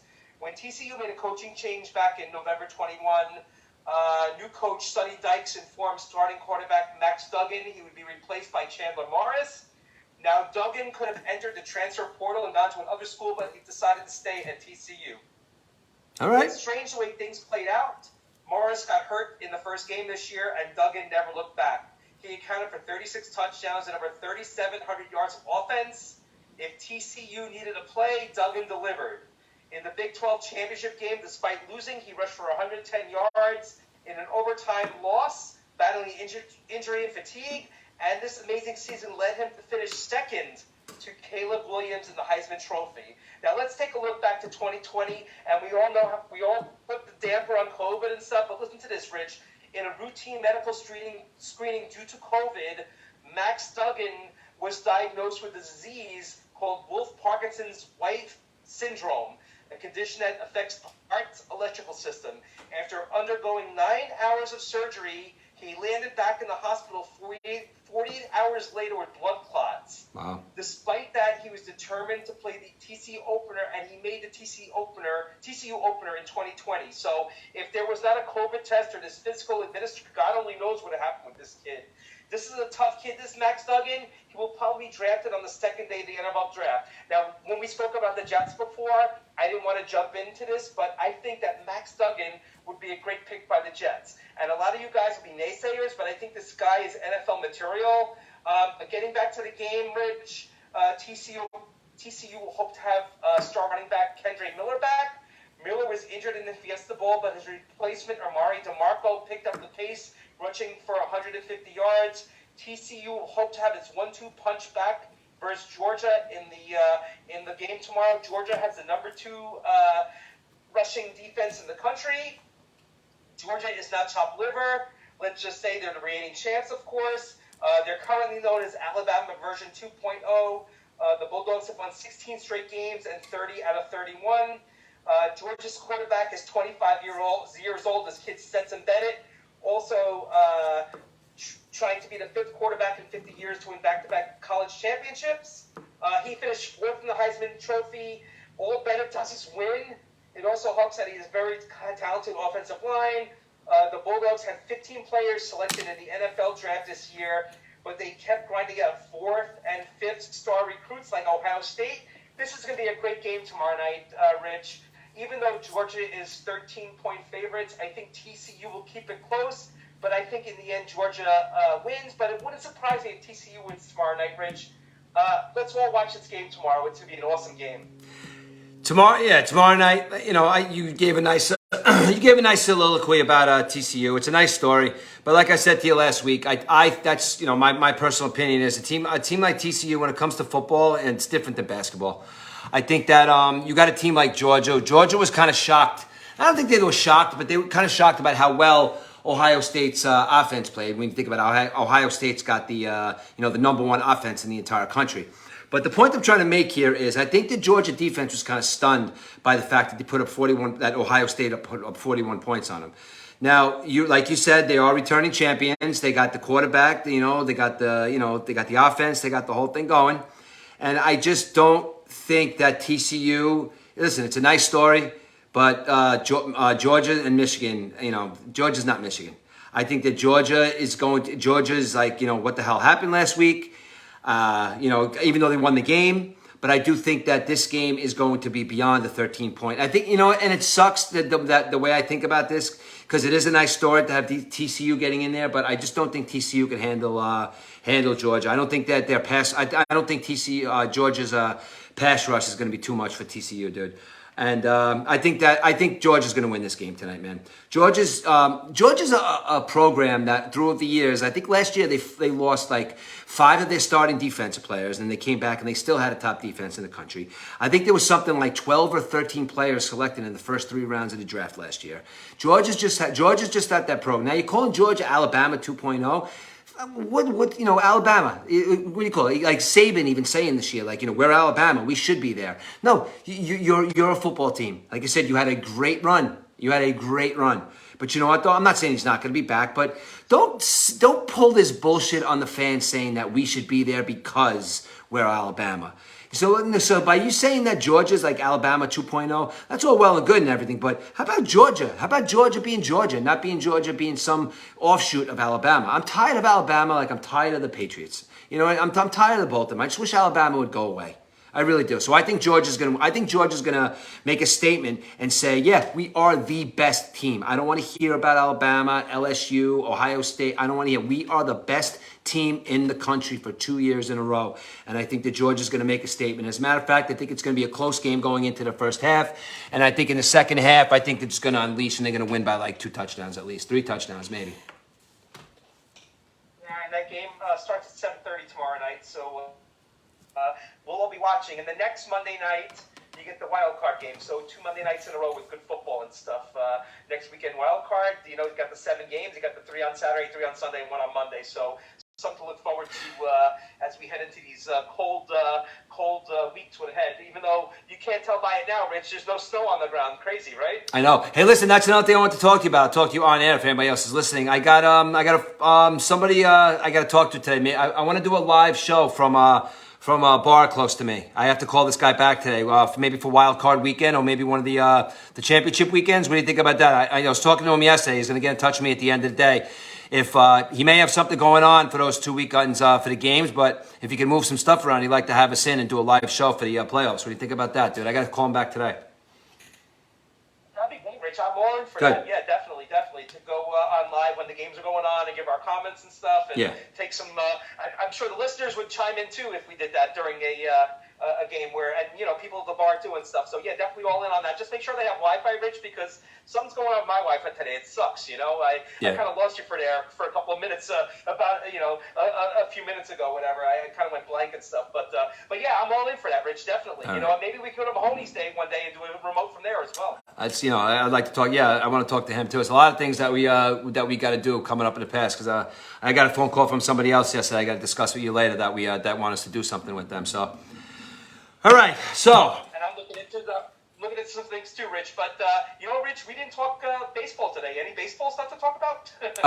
Listen, I'll give you a little 2-minute goodbye to Carlos Correa. Carlos Correa, I don't care what you do, bro. Go get money somewhere else. Go get less money somewhere else. Go get more somewhere else. I don't care. I'm tired of the, do you want me? Do you want me? Do you want me? Oh, I might go somewhere else. No, it's kind of like, it's kind of like that girlfriend that starts stringing you along. And listen, you are Steve Cohen. You're Steve Cohen. You don't have to entertain this guy's nonsense. You really don't.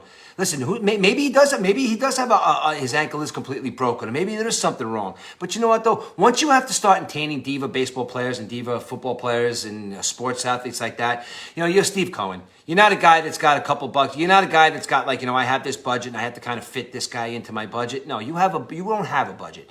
So you know what, though? Brett Baty, get healthy. Put on that baseball glove. Play third base for the New York Mets next year and play your ass off.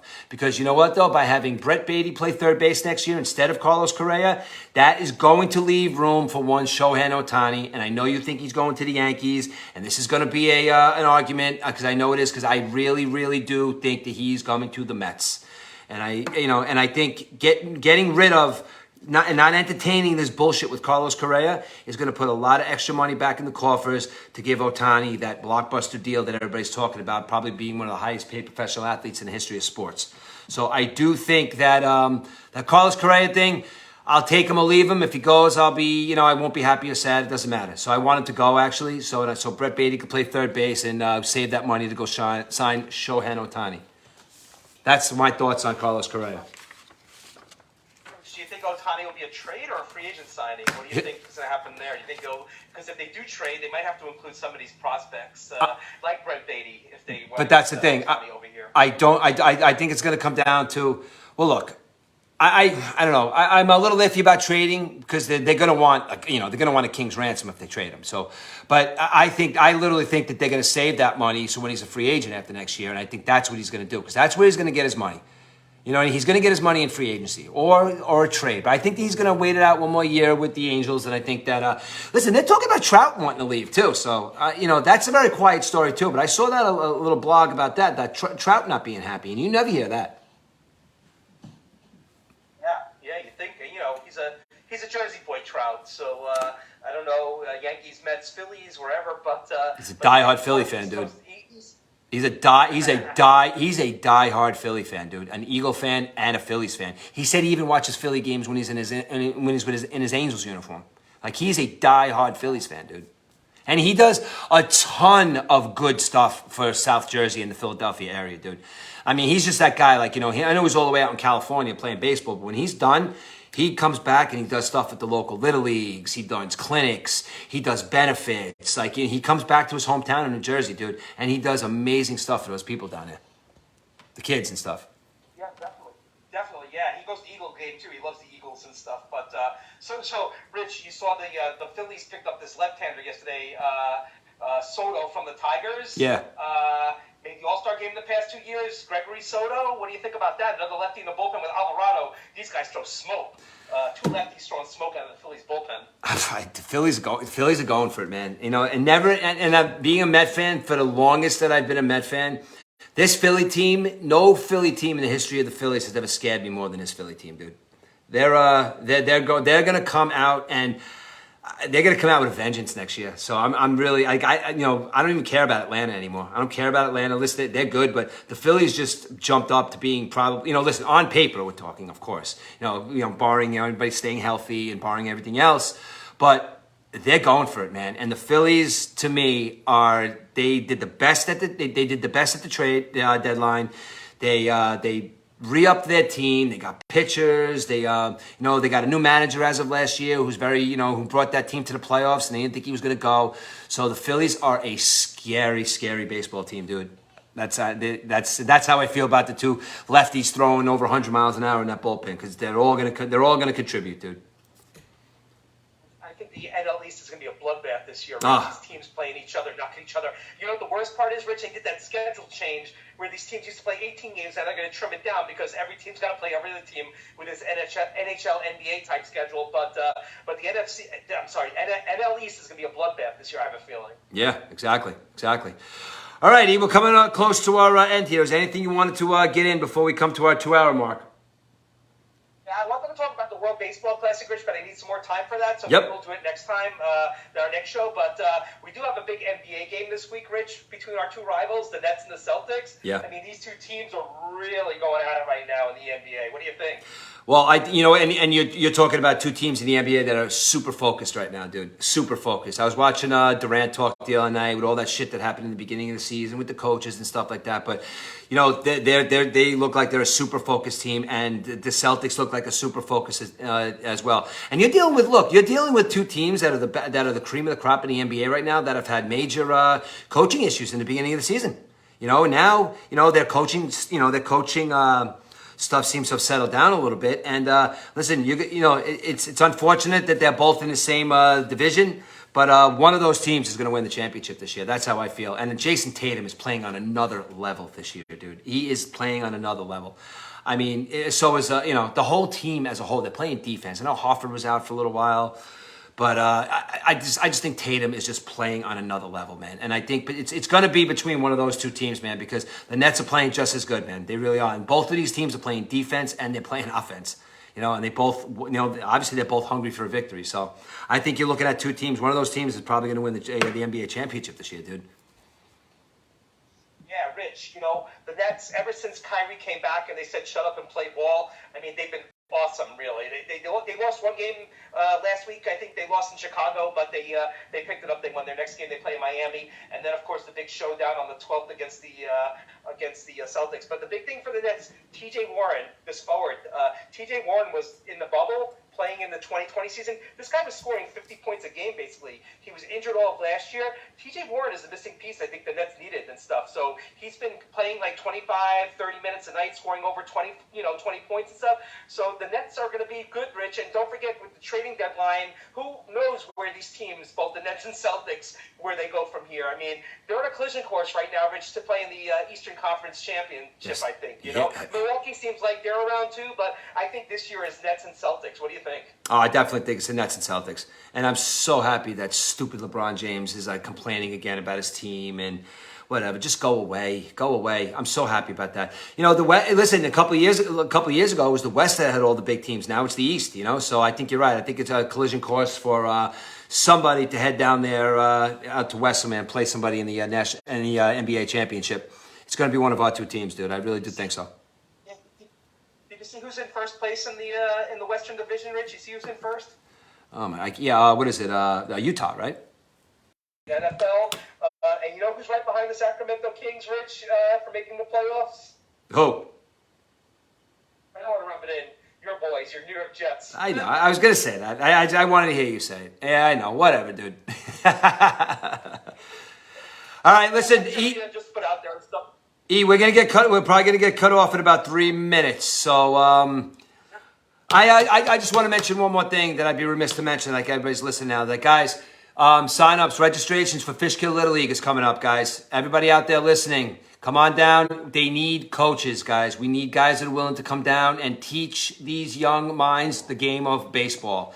You go down to Fishkill Little League, you don't see like it used to be, not too many games going on during the week. We need to bring Fishkill Little League back. Okay, come down and sign up for Fishkill Little League. T-ball is free, and if you go on their Facebook page, if you go on their website, you could register, and they have all sorts of sites where you could have in-person sign-ups too. But listen, I was a member of the Fishkill Little League organization for a very long time, and I met a lot of very, very good friends there. My wife, as a matter of fact, my wife just continued to be on the board, and I think she just stepped down this year. And my good friend Pete Lyons is still running Fishkill Little League there. Let's get Fishkill Little League back on the map, guys. When you drive by that Shepherd over there, Shepherd Field, find out about it, man. Bring the kids down. T-ball's free, and baseball, we love our baseball up here in Fishkill. So come on down and check out the website for any of the sites to sign up, or you can just sign up, register online. So and also, guys, like one more time, they need coaches. Coaching's a lot of fun. Coach your kid. It's a great time. And again, this is where I met some of my best friends up here. Me and E, we met through coaching. We met through baseball and basketball. So, guys, sign your kids up for Fishkill Little League. It's a great time. I was going to say, Rich, if we weren't involved in Fishkill Little League, there would be no Murph and E-Dub Sports Podcast now, right? You're damn right, dude. You're damn right. All righty. So another great show, Rich. Episode 27 in the books. Yes. Fantastic. Another great show. I know you're going to be sitting around watching football all day. Me, I'm going down to Brewster. I'll have the football games. I'm going down to Brewster to celebrate my dad. My dad is 75 on January 9th. So I'm going to wish my dad an early happy birthday to you, Dad. And we're coming down there for some cake and dinner. So shout out to you, Dad. We're coming down there today, but you better have the football games on for me. All right, guys. I'll talk to you. I'll give you a call later on. Happy birthday. Yes, thank you. Yeah, Thank you. We'll speak later on. Yes, definitely. All righty. Like I said, we'll talk to you next time for episode 28 coming up. And don't forget about my Gaelic football interview with Kieran Mitchell. Check it out. He's a really good dude. All righty. We'll see you guys during the week or next week for episode 28. Thanks for listening, everyone. Thank you, Murph. Have a great one. And peace out, everyone. Thanks again. All right, guys. Later.